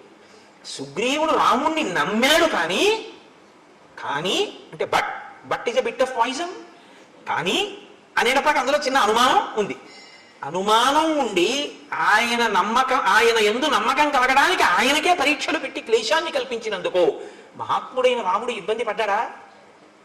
ఈశ్వరుడికి అవసరం. రాముడు ఈశ్వరుడని మాట్లాడకండి. ఇప్పుడు రాముడు ఈశ్వరుడని మాట్లాడేశారు అనుకోండి, మీరు మళ్ళీ కథ ఇంకొక పొంత తొక్కేస్తుంది. ఇప్పటి వరకు నరుడనేగా మనం మాట్లాడుకుంటున్నాం, అలాగే మాట్లాడుకుందాం. కాబట్టి నరుడిగా అలా అయితే వెంటనే శంఖచక్రాలు గదా పద్మం చూపించేసి నీ మొహం ఎచ్చా నేను విష్ణువుని రా అని చెప్పచ్చు. అలా చెప్పలేదుగా. అస్థిపంజరాన్ని ఎత్తవతల పారేమంటే ఎత్తవతల పారేసాడు. నరుడిగానే చూపిస్తున్నాడు, తనకి ఉపకారం కావాలన్నట్టే చూపిస్తున్నాడు ఆయన. సీతమ్మని నువ్వు వెతికి పెట్టాలన్నట్లు. కాబట్టి ఇప్పుడు మహాత్ముడి జోలికి వెళ్ళాడు అని మీరు చెప్పవలసి ఉంటుంది. ధర్మాన్ని అనుష్ఠించేటటువంటి వాడు, సత్యాన్ని పట్టుకున్నవాడు, మిత్రధర్మానికి కట్టుబడ్డవాడు, శక్తి ఉండి ప్రతిజ్ఞ చేసిన వాడైనా అలా కుదరదయ్యా, నువ్వు చేసినా నేను నమ్మను, నువ్వు ఇవి చేస్తేనే నేను నమ్ముతాను అనేసి ఉంటే ఇంకోలా ఉంటుంది. నువ్వు ఇంద్రుడంతటి వాడివి, ఇంద్రుడిని గెలుస్తావు కానీ అంటూ ఉండడం మాట ఒకలా, లోపల ఒకలా సుగ్రీవుడికి ఉంది. కాబట్టి ఇప్పుడు రాముడు బాధపడ్డారా లేదా పక్కన ఉంచండి. కుమరిల భట్టని అంతటి వారు సాక్షాత్ సుబ్రహ్మణ్యావతారం అయినా కూడా అనుమానం వ్యక్తం చేసినందుకు దెబ్బతిన్నారే, మరి అది సుగ్రీవుడికి మాత్రం ఎందుకు వర్తించదని మీరు అనుకుంటున్నారు? అంత పెద్ద రక్షణ ఉంటుంది కానీ ఆ రక్షణ పొందడానికి ముందు చేసిన పాపం కడిగేసుకోవాలి. ఇది పోవాలి. ఇది కడగడానికి ఈశ్వరుడు రామునికి ఇద్దరూ ఒక్కలా ఉండి బాణం వెయ్యలేనటువంటి పరిస్థితి ఉత్పన్నం అవుతోంది, కాసేపు బాణం వేయకుండా ఉండడమే మంచిదన్న బుద్ధిని ప్రచోదనం చేశాడు. అప్పుడే రామాయణాన్ని రామాయణంగా మీరు అర్థం చేసుకున్నట్టు అవుతుంది. ఇప్పుడు రాముడి దోషం ఏముంది? ఆయన అదే చెప్పాడు, మీ ఇద్దరు అశ్విని దేవతల్లో ఉన్నారు, ఒక్క బాణం సరే వేసేద్దాం, ఏమైతే అయింది, అది వేసేయడానికి అది మామూలు బాణం కాదు, ప్రాణాలు పడించేస్తుంది, నువ్వు చచ్చిపోతే ఇక నా జీవితం వ్యర్థం. ఎందుకంటే నేను ధర్మం తప్పలేదన్నాడు. నేను ఎప్పుడు ధర్మం తప్పలేదు. మిత్రుణ్ణి చంపేసి మాట ఇచ్చి నిన్ను కాపాడతాను అని అగ్నిసాక్షిగా నేను నీతో స్నేహం చేసి ఎవరెవరో గుర్తుపట్టలేకపోతున్నాను అని తెలిసి కూడా బాణం వేసినా వాలి చచ్చిపోతే పర్వాలేదు, రెండో కోణం కూడా ఉంటుంది. అప్పుడు తెలియకుండా వేసినప్పుడు నీ మీద పడి ఉంటే ఎలా వేయమంటావు? అందుకు వెయ్యలేదన్నాడు. ఇప్పుడు ఎక్కడ రాముడి దోషం ఉంది నాకు చెప్పండి. ఎందుకు రాముడి మీదకి పెట్టి చూస్తారు మీరు? ఇంకొకలా చూడండి, కిష్కింధకాండ దగ్గరికి వచ్చేటప్పటికి ఉన్న ఇబ్బంది ఏమిటంటే, కిష్కింధకాండలో రాముడిని సరిగ్గా అర్థం చేసుకునే ప్రయత్నం లేక రాముని ఎందుకు దోషం ఆరోపించి చెట్టు జాతి నుంచి కొట్టాడు, వాలితో ఇలా అన్నాడు, బాణం వేయకుండా వచ్చేసాడు, సుగ్రీవుడు 2 మాటలు దెబ్బలు తిన్నాడు, ఇవన్నీ ఏవో తెలివి తక్కువ మాటలు అంటుంటాం మనం. కానీ సక్రమంగా మీరు అర్థం చేసుకుంటే రామచంద్రమూర్తి యొక్క శీల వైభవం మీకు అర్థమవుతుంది. మీకు యథార్థం చెప్పనా, మీరు ఇలా అర్థం చేసుకోవడానికి ప్రయత్నించినప్పుడు అర్థం అవ్వడం కూడా రామానుగ్రహంగానే అర్థమవుతుంది. ఆ రామానుగ్రహంతో అర్థమై మీరు మనసులో అంత ఆనందించగానే, రామా ఎంత ధర్మాత్ముడవు అని ఆలోచించగానే మీ ఎందుకు మార్పు వస్తుంది. ఏమిటో తెలుసా అండి, మీరు మహాత్ముల జోలికి వెళ్ళరు. తప్పు వాళ్ళ జోలికి మనం వెళ్ళకూడదు అన్న నిశ్చయాత్మక బుద్ధితో ఉంటారు కాబట్టి మీకు ఇబ్బందులు రాకుండా ఉంటాయి. సరికదా, మహాత్ముల యందు అలా ప్రవర్తించకపోవడం మీకు సత్య ఫలితాన్ని ఇస్తుంది. ఏ సత్య ఫలితం? విజయాన్ని మీకు ఇస్తుంది. అది మీకు వెంటనే చూపిస్తారు మహర్షి. ఎంత గమ్మత్తుగా ఉంటుందో అందుకే రామాయణం. కాబట్టి చూడండి, ఇప్పుడు మెడలో పుష్పమాల వేసి గజ పుష్పీం ఇమాం పుల్లాం ఉత్పాట్య శుభలక్షణాం కురు లక్ష్మణ కంఠేస్య సుగ్రీవస్య మహాత్మనః. ఇప్పుడు ఆ పాపము కడగబడినటువంటి మహాత్ముడు కాబట్టి ఈ గజ పుష్పమాలతో నువ్వు యుద్ధానికి వెళ్ళు. ఆయన మళ్ళీ బయలుదేరి నడుస్తున్నారు. అగ్రతస్తు యయౌ తస్య రాఘవస్య మహాత్మనః సుగ్రీవ సంహతగ్రీవో లక్ష్మణస్య మహాబలః పృష్ఠతో హనుమాన్ వీరో నలో నీలస్య వానరః తారశ్చైవ మహాతేజ హరియూథ సయూథపః. ముందు లక్ష్మణుడు సుగ్రీవుడు నడుస్తున్నారు, వారి వెనక రాముడు నడుస్తున్నారు. రాముడి వెనక హనుమ, తారుడు, ఆ తరువాత నలుడు, నీలుడు, వీళ్ళు ఆయన వెనక నడుస్తున్నారు. అందరూ కలిసి వెళ్తున్నారు. ఆకాశం అంతెత్తు పెరిగిపోయినటువంటి చెట్లు, లతలు అవన్నీ కనపడి ఏదో పెద్ద నృత్యాలు, పాటలు అవి వినపడుతున్నట్టు మధురమైనటువంటి ఫలములతో పుష్పములతో నిండిపోయి, కానీ ఆ వనంలోకి ఒక పక్షి కూడా వెళ్లకుండా కనపడింది రాముడికి. ఆశ్చర్యపోయి, ఇన్ని ఫలములు, ఇన్ని పుష్పములు ఉండి ఇన్ని చెట్లుంటే ఒక పక్షి అయినా ఉండాలి కదా, ఏదీ లేదేంటి. ఆశ్చర్యపోయి ఆయన సుగ్రీవుడిని అడిగాడు, ఏమిటి ఇలా ఉంది వనం? రాముడు చాలా గొప్పగా అడుగుతాడని ఒక ప్రశ్న వేయడం అంటే ఆయన అలా ఉంటుంది. ఇన్ని చెట్లుంటే పక్షులు ఉండాలి, చెట్లున్నాయి, పళ్ళున్నాయి, తేనె పట్లు ఉన్నాయి, పువ్వులు ఉన్నాయి, పక్షి లేదు, మృగం లేదు, మనిషి లేడు. ఎందుకు లేదు అలాగా? ఏమిటి దీని విశేషం? సుగ్రీవానికి ఏమైనా తెలుసా? కిష్కింధని పరిపాలించావుగా కొంతకాలం, చెప్పు అన్నాడు. అంటే ఆయన అన్నాడు, అత్త సప్తజనానామ మునయ సంసితవ్రతాః సప్తైవాసన్నధ శీర్ష నియతం జలశాయినః. ఇక్కడ సప్తజనులు అనబడేటటువంటి మునులు ఉండేవారు 7. వారు చెట్టు కొమ్మలకి కాళ్ళు పైకి పెట్టి తల కింద పెట్టి తపస్సు చేసేవారు. వారు 7 రోజులకు ఒక్కసారి బయటికి వచ్చి వాయువుని భక్షించేవారు. వాళ్ళు నీటిలో పడుకునేవారు. అంత ఘోరమైనటువంటి తపస్సు చేశారు. సప్తరాత్ర కృతాహార వాయునా వనవాసిన దివం వర్ష శతైర్యాత సప్తభి సకళేవరాహ. 700 సంవత్సరములు అలా తపస్సు చేశారు. తపస్సు చేశాక వాళ్ళు సశరీరంగా స్వర్గానికి వెళ్ళిపోయారు. వారు ఇప్పటికీ అప్సరసలతో కలిసి ఈ వనంలోకి వచ్చి క్రీడిస్తూ ఉంటారు. అప్పుడు ఇక్కడ గొప్ప గొప్ప నాట్యములు, అందెల రవళులు, సంగీత ధ్వనులు వినపడుతుంటాయి. ఆ మహామునులు సంచరించిన ప్రాంతం కనుక అందులోకి పక్షులు, మృగములు ఏవి కూడా, ఇందులోకి ఆఖరికి ఇంద్రాది దేవతలు కూడా ప్రవేశించలేరు. ఒకవేళ ఎవరైనా అంత తపశ్శక్తితో కూడినటువంటి ఆ ప్రాంతంలోకి వెడితే, అంత తేజోవంతమైన భూమి యందు అడుగిడితే ఆ తేజస్సుని తట్టుకోలేవు. కాబట్టి యువతల ప్రాణులు వెంటనే చనిపోతారు. కాబట్టి రామ, పక్షులు కాని మృగములు కాని ఏవి ఆ వనంలోకి వెళ్ళవు, అంత గొప్పది. రామ, ఇక్కడ ఒక విషయం చెప్పాలి నేను అని కురు ప్రణామం ధర్మాత్మం తాన్ సముద్దిశ్య రాఘవ లక్ష్మణేన సహ భ్రాత్ర ప్రయత సంయతాంజలి. రామ, ఒక్కసారి ఇక్కడ ఆగి ఆ వనం వంక తిరిగి లక్ష్మణ సహితుడవై ఒక నమస్కారం చేయి. ఎందుకు చేయాలి? ప్రణవంతి హియే తేషాం మునీనాం భావితాత్మనాం న తేషాం అశుభం కించిత్ శరీరే రామదృశ్యతే. ఈ సప్త జనులు అనబడేటటువంటి వాళ్ళు తపస్సు చేసినటువంటి వనం వంక తిరిగి ఎవరు నమస్కారం చేస్తారో వాళ్ళకి రోగాలు రావు, వాళ్ళు అనుగ్రహిస్తారు. పైగా వారికి ఉత్తర క్షణంలో విజయం కలుగుతుంది. ఎవరు చెప్తున్నారు ఈ మాట? సుగ్రీవుడు చెప్తున్నాడు. అంటే ఒక కార్యం మీద వెళ్ళేటప్పుడు మహాత్ములు ఉండి వెళ్ళిన భూమికి నమస్కరించినా సరే వాళ్ళని తలుచుకొని విజయం కలుగుతుంది. శరీరానికి అనారోగ్యం కూడా రాదు. మహాత్ములకి నమస్కారం చేస్తే ఈ సత్య ఫలితం ఉంటే, మహాత్ముల పట్ల ఇంకొకలా ప్రవర్తిస్తే దానికి ఫలితం ఉంటుందా ఉండదా? సత్య ఫలితం వెనకది ఆ ఫలితం, ఇప్పుడు ఈ ఫలితం. అంటే వారు మరణిస్తారని గుర్తు, సుగ్రీవుడి మనోరథం ఈడేరుతుందని గుర్తు. మీరు అందుకే కిష్కింధకాండ చాలా జాగ్రత్తగా గమనించవలసి ఉంటుంది. కిష్కింధకాండ ధర్మ సూక్ష్మములతో ఉంటుంది. ఎక్కడికక్కడ మహర్షి మనకి విషయాలు చెప్తుంటారు. అందుకే మహాత్ములైనటువంటి వారు కనపడ్డప్పుడు మీరు ఒక్క నమస్కారం చేసి పరమ గౌరవంతో నిలబడితే చాలు, మీకు ఈశ్వరానుగ్రహం వచ్చేస్తుంది. మహాత్ముల పట్ల మీరు వ్యతిరేకంగా ప్రవర్తిస్తే చాలు, వ్యతిరేక ఫలితం కూడా వచ్చేస్తుంది. కాబట్టి ఇప్పుడు ఒక నమస్కారం చెయ్యి అంటే తతో రామస్సహ భ్రాత్రా లక్ష్మణేన కృతాంజలి. నమస్కారం చేసి అభివాద్యతు ధర్మాత్మ రామో భ్రాతాచ లక్ష్మణ సుగ్రీవో వనరాశ్చైవ జగ్ముహు సంహృష్ట మానసాహ. సంతోషంగా వాళ్ళందరూ కలిసి ఆ కిష్కింధానగరం వైపుకి వెళ్ళారు. వెళ్ళిన తర్వాత సుగ్రీవుడు ఒక మహానాదం ఒకటి చేశాడు. ఆ మహానాదానికి అక్కడ ఉండేటటువంటి గోవులన్నీ కూడా తోకలెత్తి పారిపోయాయి. ఆకాశంలోనూ చెట్ల మీద ఉన్నటువంటి పక్షులన్నీ గుండెలు బద్దలై నేల మీద పడి మరణించాయి. అంత పెద్ద మహానాదం చేశాడు. అప్పుడే సుగ్రీవుణ్ణి తరిమేశానన్న ఆనందంతో అంతఃపురంలోకి వెళ్ళి తారతో క్రీడిస్తూ మధుపానాసక్తుడై ఉన్నాడు వాలి. శ్రుత్వాతు తస్య నినదం సర్వభూత ప్రకంపనం మదశ్చైక పదే నష్ట క్రోధాశ్చాపతితో మహాన్. వెంటనే ఇప్పుడిప్పుడు వీడిని నేను ఇంత యుద్ధం చేసి నెత్తురు కారేటట్టు కొట్టి తరిమి వచ్చాను, మళ్ళీ వచ్చి సింహనాదం చేస్తున్నాడు ఆ యుద్ధానికి అని విపరీతమైన క్రోధం వచ్చి లేచి నిలబడ్డాడు వాలి. సతు రోషపరీతాంగో వాలి సంధ్యాతపప్రభ ఉపరక్త ఇవాదిత్య సద్యో నిష్ప్రభతాంగత. గ్రహణం నాడు సూర్యుడు ఎలా కాంతి కోల్పోతాడో నిలబడిన వాలి యందు కోల్పోబడుతున్నటువంటి కాంతి కనపడింది, లేదా కాంతి క్షీణించిన వాలిగా నిలబడ్డాడు. అంటే మృత్యువాసన అవుతోంది అని గుర్తు. ఆయన గబగబ అడుగులు వేసి బయటికి వెడుతున్నాడు. తార ఆయన భార్య. శ్రీరామాయణంలో తార ఒక మెరుపు, అద్భుతం. అసలు కిష్కింధకాండలో తార పాత్ర అనుపమానం. అలా మాట్లాడుతుంది, 2 పర్యాయాలు మాట్లాడుతుంది కిష్కింధకాండలో, 2 సార్లు అంతే. మీరు చెవులు ఒగ్గి వినాలన్నమాట తార మాట్లాడుతుంటే. అలా మాట్లాడుతుంది. బృహస్పతి యొక్క కుమారుడు తారుడు, తారుని యొక్క కూతురు తార. అందుకని తాతగారి తెలివితేటలన్నీ వచ్చాయి ఆవిడకి. మీరు శ్రీరామాయణంలో ఇంకో గమ్మత్తుంది. రామాయణంలో కొన్ని జంటలు కనపడతాయి మీకు. దశరథుడు 3 భార్యలు, సీత రాములు, అహల్య గౌతముడు, తార వాలి, రావణుడు మండోదరి. ఇలా ఒక్కొక్క జంటలో ఒక్కొక్క లక్షణం ఉంటుంది. దశరథుడు కౌసల్య సుమిత్ర కైకేయి. కౌసల్య యందు ఉదాసీనుడు, అసలు పట్టించుకోడు. సుమిత్ర యందు తటస్థుడు, పట్టించుకున్నాడో పట్టించుకోలేదో, విన్నాడో వినలేదో తెలియదు. కైకేయి యందు ప్రేమాస్పదుడు, కొంప ముంచేసింది. అహల్య గౌతములు చెయ్యరానంత అపరాధం అహల్య చేసింది. అయినా తన భార్యని ఉద్ధరించుకుని తన పక్కకి తెచ్చుకోవడమే తప్ప భార్యని విడిచిపెట్టడం అన్నది సనాతన ధర్మంలో లేదని నిరూపించిన వాడు గౌతముడు.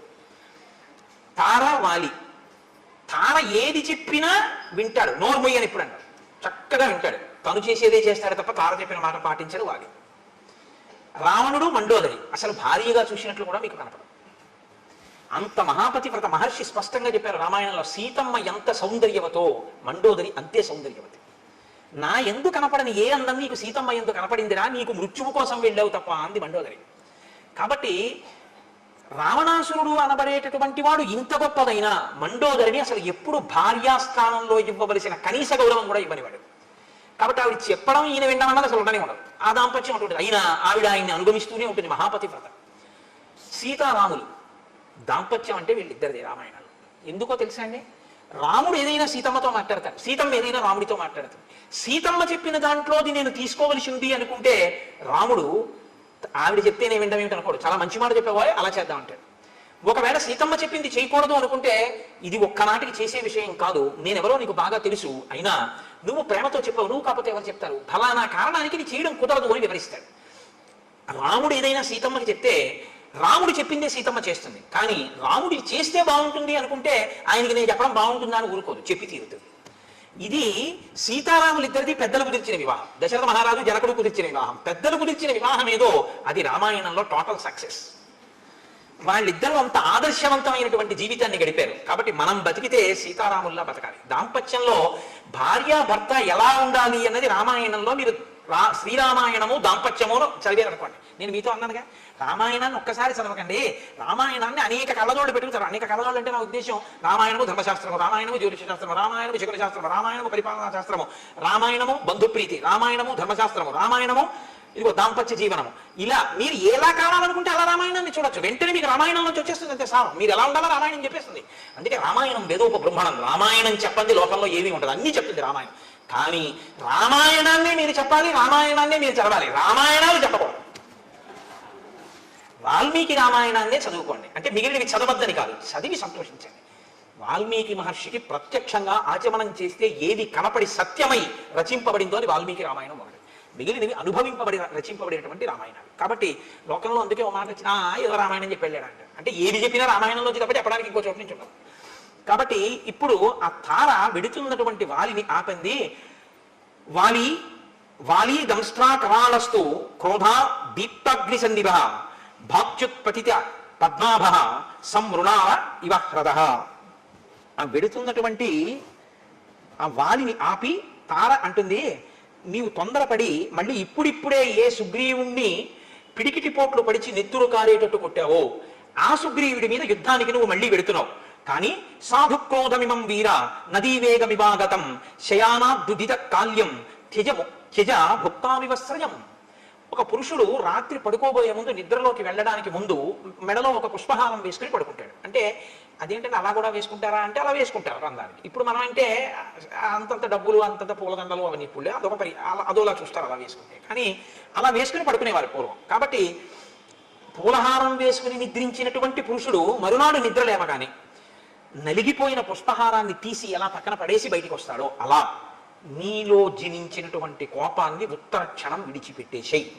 నదీ ప్రవాహంలా వస్తోంది నీకు కోపం, ముంచెత్తుతోంది నేను. ఆ ముంచెత్తుతున్న ప్రవాహాన్ని పురుషుడు దండ వేసుకుని రాత్రి పడుకున్నవాడు ఉదయం విడిచిపెట్టినట్టు ఆ క్రోధాన్ని నువ్వు విడిచిపెట్టు. నేను చెప్పిన మాట విన. సహసాతవ నిష్క్రామో మమ తావన్న రోచతే శ్రూయతాం చాభిదాస్యామి ఎన్నిమిత్తం నివార్యసే. ఇప్పుడొద్దు యుద్ధానికి, వెడుదుగాను యుద్ధానికి. నువ్వు వెళ్ళొద్దు, యుద్ధం చెయ్యొద్దు, ఇంట్లోనే ఉండు, వెన్ను చూపించు అని నేను అనను. కానీ నీ తమ్ముడు ఇప్పుడు వచ్చి మళ్ళీ సింహనాదం చేస్తున్నాడు. కానీ వెళ్ళవద్దు ఇప్పుడు యుద్ధానికి. ఎందుకు వెళ్ళవద్దు అంటున్నానో నువ్వు విను జాగ్రత్తగా. తప్ప క్రోధంతో గబగబా తొందరపడిపోయి వెళ్ళిపోవద్దు. త్వయాతస్య నిరస్తస్య పీడితస్య విశేషత ఇహైత్య పునరాహ్వానం శంకాం జనయతీవమే. ఇప్పుడిప్పుడు నువ్వు పిడిగుద్దులు గుద్దావు. నెత్తురు నవరంధ్రములలోంచి కారిపోతూ ఏడుస్తూ ఋషిముఖ పర్వతం మీద పారిపోయాడు ప్రాణాల కోసం. వెళ్ళి కొంచెం సేపు అవ్వలేదు, నువ్వు ఇంట్లోకి వచ్చావు, మళ్ళీ వచ్చి సింహనాదం చేస్తున్నాడు. ఇత పూర్వం ఇప్పుడు చేయలేదు సుగ్రీవుడిలా. ఏ ధైర్యంతో మళ్ళీ వచ్చి సింహనాదం చేశాడు. కాబట్టి ఏదో ఇందులో అనుమానించవలసింది ఉంది, తొందరపడి వెళ్ళకు. దర్పశ్చ వ్యవసాయశ్చ యాదృశస్తస్య నర్దత నినాదశ్చాపి సంరంభో నైతదల్పం హి కారణం. నువ్వు జాగ్రత్తగా అతను చేస్తున్నటువంటి సింహనాదాన్ని విను. అతనిలో ఒక ఉద్యమం కనపడుతోంది, ఏదో చాలా ఉత్సాహంగా ఉన్నాడు. ఆ ధ్వని పూర్వంలా లేదు, ఇప్పుడు ఏదో ధైర్యంతో అరుస్తున్నాడు. అతనిలో ఒక తొందర ఉంది, రా బయటికి అని, నిన్ను బయటికి రప్పించడమే పూనికతో ఉన్నాడు. ఈ మూడు కనపడుతున్నాయి ఆ నాదంలో. అంటే ఏదో తేడా ఉంది వాళ్ళ సుగ్రీవుల్లో. నా సహాయమహం మన్యే సుగ్రీవం తామిహాగతం అనష్టబ్ద సహాయశ్చ యమాశ్రిత్యైష గజ్జతి. సుగ్రీవుడి వెనక ఎవరో ఉన్నారు, ఎవరో సుగ్రీవుడికి సహాయం చేయడానికి వచ్చారు. కాబట్టే సుగ్రీవుడికి అంత ధైర్యం వచ్చింది. లేకపోతే ఇంత ధైర్యంగా వచ్చి ఇప్పుడు మళ్ళీ అరవగలిగినటువంటి ప్రజ్ఞ సుగ్రీవుడికి లేదు. ప్రకృత్యా నిపుణశ్చైవ బుద్ధిమాంశ్చైవ వానరః నా పరీక్షిత వీర్యేన సుగ్రీవ సఖ్యమిష్యతి. ఎవరినో తీసుకొచ్చాడు, ఎవరైతే మాత్రం నాకేంటి, ఇప్పటి వరకు నాకు ఓటమి తెలియదు అంటావేమో. సుగ్రీవుడు ఇటువంటి వాడో తెలుసా? నాకు బాగా తెలుసు. నీ తమ్ముడు ఎవరితోనైనా స్నేహం చేసే ముందు, ఎవరినైనా నమ్మే ముందు, నీ దగ్గరికి వచ్చే ముందు, నిన్ను యుద్ధానికి పిలిచే ముందు అవతల వారు నీతో యుద్ధం చెయ్యగలిగిన వారేనా అన్నది వాళ్ళు మాట చెప్తే నమ్మడం, పరీక్షించి చూసి వచ్చి ఉంటాడు. ఎందుకంటే సుగ్రీవుడి శీలం అటువంటిది.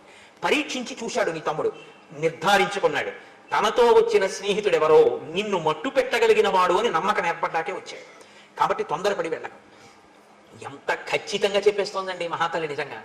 పూర్వమేవ మయా వీర శృతం కథయతో వచః అంగదస్య కుమారస్య వక్ష్యామి త్వాం హితం వచః. ఇత పూర్వం యువరాజు అయినటువంటి అంగదుడు నాతో ఒక విషయం చెప్పాడు. నేను ఇప్పుడు నీతో ఆ మాట చెప్తాను, శ్రద్ధగా విను. అంగదస్త కుమారోయం వనాంతం ఉపనిర్గతః ప్రవృత్తిస్తేన కథిత చారై రాశి నివేదిత. ఒకనాడు అంగదుడు ఈ రాజ్యము యొక్క హద్దులు, సరిహద్దుల వరకు వెళ్ళాడు. దాటి ఋషిముఖ పర్వతం వైపుకు వెళ్ళరుగా. గూఢచారులు ఎప్పుడు అవతల దేశాల్లో తెలుసుకున్న విషయాలు ఆ సరిహద్దులు దాటి వచ్చి చెప్తుంటారు. గూఢచారులు ఒక విషయాన్ని చెప్పారు అంగదుడితోటి. అంగదుడు నాతో చెప్పాడు, అయోధ్యాధిపతే పుత్రౌ శూరౌ సమర దుర్జయౌ ఇక్ష్వాకూణాం కులే జాతౌ ప్రథితౌ రామలక్ష్మణౌ సుగ్రీవ ప్రియకామార్థం ప్రాప్తౌ తత్ర దురాసదౌ సతే భ్రాతుర్హి విఖ్యాతః సహాయో రణకర్మణి రామ పరబలామర్థి యుగాంతాగ్ని నిబోధితః. అయోధ్యాధిపతి అయినటువంటి దశరథ మహారాజు గారి పెద్ద కుమారుడైనటువంటి రామచంద్రమూర్తి తన తమ్ముడైనటువంటి లక్ష్మణుడితో కలిసి అరణ్యవాసానికి వచ్చాడు. రాముడు సామాన్యమైనటువంటి వీరుడు కాడు, చాలా గొప్ప శౌర్య పరాక్రమములు ఉన్నవాడు. అటువంటి రాముడు సుగ్రీవుడితో స్నేహం చేశాడు అని గూఢచారులు మనకి వర్తమానం చెప్పారు. నివాస వృక్ష సాధూనాం ఆపన్నానాం పరాగతి ఆత్మానాం సంశ్రయశ్చైవ యశశ్చైక భాజనం. మిగిలిన విషయాలు చెప్పడంలో తార ప్రజ్ఞ గురించి మీరు ఆలోచించక్కర్లేదు. ఇది చెప్పడానికి తార ప్రజ్ఞావంతురాలు అని మీరు చెప్పవలసి మిగిలినవి ఒక రాజు భార్యగా ఆమె తన అనుభవంతో పసిగట్టగలిగింది అని మీరు అనుకోవచ్చు. కానీ ఇది చెప్పాలంటే పూర్వపుణ్యం ఉంటే తప్ప చెప్పలేము. గత జన్మలలో చాలా పుణ్యం చేసి ఈశ్వరుడి యొక్క అనుగ్రహం పొందిన వాళ్ళకే ఈశ్వరుడి యొక్క స్వరూపం గురించినటువంటి జ్ఞానము భాషిస్తుంది. ఆవిడ రాముడు ఎవరో పసిగట్టేసింది. అందుకే కిష్కింధకాండలో తార విరుపు అన్నాను నేను. ఈ శ్లోకాన్ని తార చెప్పకపోతే తార ఉపన్యాసం అంతా ఒక ఎత్తు గొప్పదే, కానీ ఈ శ్లోకం వల్ల తార జాజ్వల్యమానమైనటువంటి స్థానాన్ని పొందేసింది కిష్కింధకాండలో. నివాసవృక్ష సాధూనాం ఆపన్నానాం పరాగతి ఆత్తానాం సంశ్రయశ్చైవ యశస్యైక భాజనం. రాముడు ఒక చెట్టు. రాముడు ఎటువంటి చెట్టు అంటే అది పూలతో పళ్ళతో నిండినటువంటి ఒక పెద్ద మహావృక్షం. రాముడు అనబడేటటువంటి చెట్టు యొక్క పాదములను ఎవరు ఆశ్రయిస్తారో వాళ్ళకి నీడనిస్తారు. మీరు ఒకటి గమనించండి, మీకు నీడ కావాలి, చెట్టు అక్కడ ఉంది, మీరు చెట్టు కిందకి వెళ్ళాలా, చెట్టు మీ దగ్గరికి వస్తుందా?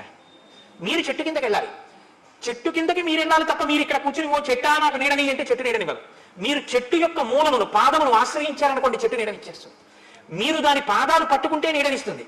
పాదాలు పట్టుకుని మీరు నించున్నప్పుడు మీకు నీడనిచ్చేటప్పుడు నువ్వు స్త్రీవా పురుషుడివా చదువుకున్నవాడివా చదువుకోనివాడివా ధనవంతుడివా పేదవాడివా ఆచరణ ఉన్నవాడివా లేనివాడివా ఇవన్నీ ఏమి చూడదు. నీడనివ్వడం ఆ చెట్టు యొక్క ప్రయోజనం, ఆ చెట్టు యొక్క లక్షణం అంతే. నీకన్నా ముందు సుగ్రీవుడు చేరిపోయాడు ఆ చెట్టు కింద. రాముడు అనేటటువంటి చెట్టు నీడలో సుగ్రీవుడు ఉన్నాడు, చెట్టు బయట ఎండలో నువ్వు ఉన్నావు. రాముణ్ణి ఆశ్రయించి సుగ్రీవుడు ఉంటే నాకేమిటే, నాకు బలం ఉందంటావేమో, అలాంటి చెట్టు లోకంలో ఇంకొకటి లేదు, అదొక్కటే చెట్టు. రాముణ్ణి ఆశ్రయించిన వాడిని నిగ్రహించడం ఇంకొకరికి చేత కాదు, నీ బలం పనికిరాదు. నీ మొదటి ఓటమి చిట్ట చివరి ఓటమి ఇదే అవుతుంది. ఎందుకంటే ఇంకొకసారి యుద్ధం చేసే అవకాశం నీకు ఉండదు. సుగ్రీవుడి మీదకి యుద్ధానికి వెళ్ళడం అంటే రాముడి మీదకి వెళ్ళడమే. ఎందుకంటే సుగ్రీవుడికి రాముడికి మైత్రి కుదిరింది. సుగ్రీవుడి ప్రాణం రాముడు పోనివాడు. ఆ ధైర్యమే ఆయన సింహనాదంలో వినపడుతోంది. నువ్వు ఇప్పుడు సుగ్రీవుడి మీదకి యుద్ధానికి వెళ్ళడం, రాముడి మీదకి యుద్ధానికి వెళ్ళడం, రాముడిని నిగ్రహించగలిగిన శక్తి నీకు కాదు, మూడు లోకములలో ఎవరికి లేదు. కాబట్టి నా మాట విను. నివాస వృక్ష సాధూనాం ఆపన్నానాం పరాగతి ఆత్తానాం సంశ్రయశ్చైవ యశస్యైక భాజనం. అదొక్కటే చెట్టు. ఆర్తి కలిగిన వారు, శరణాగతి చేసిన వారు అందరూ ఆ చెట్టుని ఆశ్రయించవలసి ఉంటుంది. అది ముందు నీడనిస్తుంది, తర్వాత పువ్వులు ఇస్తుంది, పళ్ళు ఇస్తుంది, అన్ని ఇస్తుంది. కాబట్టి ఇప్పుడు నీడనిచ్చింది, రేపు పూలు పళ్ళు అనబడేటటువంటి రాజ్యాన్ని ఇచ్చేస్తుంది, నిన్ను పడగొట్టేస్తుంది. కాబట్టి నా మాట విను, నువ్వు యుద్ధానికి వెళ్ళద్దు. జ్ఞాన విజ్ఞాన సంపన్నో నిదేశే నిరతప్పితో ధాతూనామివ శైలేంద్రో గుణానాం అకరో మహాన్. ఆయన హిమవత్ పర్వతము ధాతువులన్నింటికీ ఎలా ఒక స్థావరమో, రాముడు అనబడేటటువంటి వాడు గుణములన్నింటికీ నిధి. తక్షమోన విరోధస్తే సహతేన మహాత్మన దుర్జయేన ప్రమేయేన రామేణ రణకక్కసు. అటువంటి రాముడితో విరోధం పెట్టుకోకు. సుగ్రీవుడితో విరోధం నువ్వు అనుకుంటున్నావు. ఇప్పుడున్న పరిస్థితుల్లో సుగ్రీవుడితో విరోధమే రాముడితో విరోధం. కాబట్టి రాముడితో విరోధం వద్దు. శూరవక్షావితేకించి నచేచ్ఛామ్యభ్యసూయితుం శ్రూయతాం క్రియతాం చైవ తమ వక్ష్యామి యత్తితం. నాకు తెలుసు ఇప్పటి వరకు ఓటమి నిరగలివాడివి కాబట్టి రాముడంత గొప్పవాడు అంటే నీకు కోపం వస్తుంది, ఇంకోళ్ళని పొగడడం నీకు ఇష్టం ఉండదు. కానీ నా మీద కోపగించకుండా నేను చెప్పింది విను. నేను మీతో మనవి చేసింది ఇది. అన్నీ వింటాడు, చక్కగా వింటాడు. భార్య చెప్తే వద్దనండవు, అన్నీ వింటాడు, తను చేసేదే చేస్తాడు. అందుకే చచ్చిపోయాడు. నేను ఈ మాట ఎందుకు అంటున్నానో తెలుసా అండి? భార్య మంత్రి, ఆవిడ కన్నా నీ ఆనందాన్ని నీ అభ్యున్నతిని కోరుకునే వాళ్ళు ఉండరు. కాబట్టి ఆవిడ మాట వినవలసి ఉంటుంది కొన్ని కొన్నిసార్లు. కానీ ఆవిడ తప్పు చెప్తోంది అన్నప్పుడు దిద్దే అధికారం పురుషుడికి ఎప్పుడు ఉంటుంది. దిద్దాలి కూడా భర్త, కేవలం అనుసరించకూడదు. మంచి స్వీకరించాలి, చెడుని వద్దు అలా మనం చేయకూడదు, అలా వద్దని చెప్పడం కాదు. అది అనడు ఇది అనడు, అన్ని వింటాడు, యుద్ధానికి వెళ్తాడు. అది వాలితో వచ్చిన పెద్ద చిక్కు. కాబట్టి ఇప్పుడు ఆవిడంది యవ్వరాజ్యేన సుగ్రీవం పూర్ణం సార్థభిషేయచ విగ్రహం మా కృధా వీర భ్రాత్ర రాజన్ బలీయస.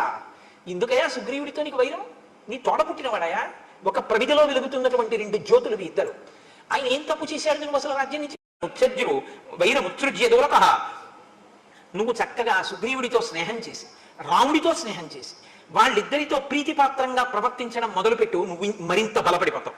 లాలనీయోహితే భ్రాత యవీయానేషవానరా తత్వా సన్నిహస్తోవా సర్వదా బంధుదేవతే.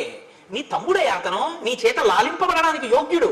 అతని మీద కోపం పెట్టుకుంటానంటే కోపం పెట్టుకోకు. ఇక్కడ ఉండని, అరణ్యంలో ఉండని, సుగ్రీవుడు నీకు తమ్ముడు అంతే. ఈ జన్మకంతే ఇంకా మీ బంధం. అటువంటి తమ్ముడిని ఎందుకు దూరం చేసుకుంటావు? పిలిచి యమరాజ్య పట్టాభిషేకం చెయ్యి. నహితేన సమం బంధం భువి పశ్యామి కంచన దానమానాది సత్కారై కురుష్వ ప్రత్యనంతరం. నాకు తెలుసున్నంత వరకు వాలి సుగ్రీవుడి వంటి బంధువు నీకు ఈ లోకంలో లేడు. తమ్ముడు నీ ఎంతంత ప్రీతి ఉన్నవాడు, నీ సేవకుడుగా బతికేటటువంటి వాడు. ఎందుకు దూరం చేసుకుని అతన్ని చంపుతానంటావు, అతని మీదకి యుద్ధానికి వెళ్తానంటావు? వెళ్ళకు. హాయిగా పిలిచి అంతఃపురంలో కూర్చోబెట్టి అతనికి కావలసినటువంటివన్నీ సమకూర్చు, సంతోషపడిపోయి నీ దగ్గర చేతులు కట్టుకుని వంగి నమస్కరిస్తూ నీ వెంట ఉంటాడు. వైరమే తత్సముత్సృజ్య తమ పార్శ్వే సతిష్టతు సుగ్రీవో విపులగ్రీవ తమ బంధు సదామత. నీకు కుడి భుజం ఎలా ఉంటుందో బలంలో, సుగ్రీవుడు నీకు పక్కనుంటే అంత బలంగా ఉంటుంది. అందుకని ఆయన్ని మించిన వాడు లేడు. కాబట్టి సుగ్రీవుడితో స్నేహం చేయి. భ్రాతు సౌహృదమాలంబ నాణ్యా గతిరిహాస్థితే. నువ్వు సుహృద్భావాన్ని నీ తమ్ముడి ఎందు చూపించావా? నా మాట విను. సాధువాక్యం కృష్వమే. నీ చెప్పినటువంటి మంచి మాట నువ్వు చెయ్యి. నేను చెప్పినటువంటి హితవచనములను కానీ నువ్వు తప్పకుండా ఆచరిస్తే, యుద్ధం చెయ్యకుండా రాముడితో సుగ్రీవుడితో స్నేహం చేస్తే 10 కాలాలు సంతోషంగా మనం జీవించగలం. ప్రసీద పద్యం శృణుజల్పితం హిమే నరోషమేవాను విధాతుమర్హసి క్షమోహితే కొసల రాజసూనున నిగ్రహ శక్ర సమాన తేజస. ఇంద్రుడితో సమానమైనటువంటి రాముని తేజస్సుని నిగ్రహించడానికి నువ్వు సరిపోవు. ఆ రాముడు సుగ్రీవుడి వెనక ఉన్నాడు. స్పష్టంగా చెప్తున్నాను, నా మాట నమ్ము. యుద్ధానికి వెళ్ళకు. సుగ్రీవుణ్ణే లోపలికి పిలిచి అవరాజ్యమి. పరమ సంతోషంగా మీ అందరూ హాయిగా ఉంటారు. నా మాట విని నేను చెప్పిన మాట ఆచరిస్తే నేను ఎంతో సంతోషిస్తాను అని తార వాలితో చెప్పింది. వాలి ఏం చేస్తాడో రేపు చూద్దాం. ఎందుకంటే వాలి ఏం చేస్తాడో మొదలు పెట్టామనుకోండి, అమంగళం వైపుకి పెడుతుంది, మరణం వైపుకి తీసుకెళ్ళవలసి ఉంటుంది. అందుకని ఇవాళ భార్య ప్రీతిగా చెప్పింది, రేపు ఏం చేస్తాడో చూద్దాం అన్న మంగళకర ఘట్టం దగ్గర ఆపే ప్రయత్నాన్ని చేస్తాను. ఇవాళ రోజు మనం రామనామం కదా చెప్తున్నాం. ఇవాళ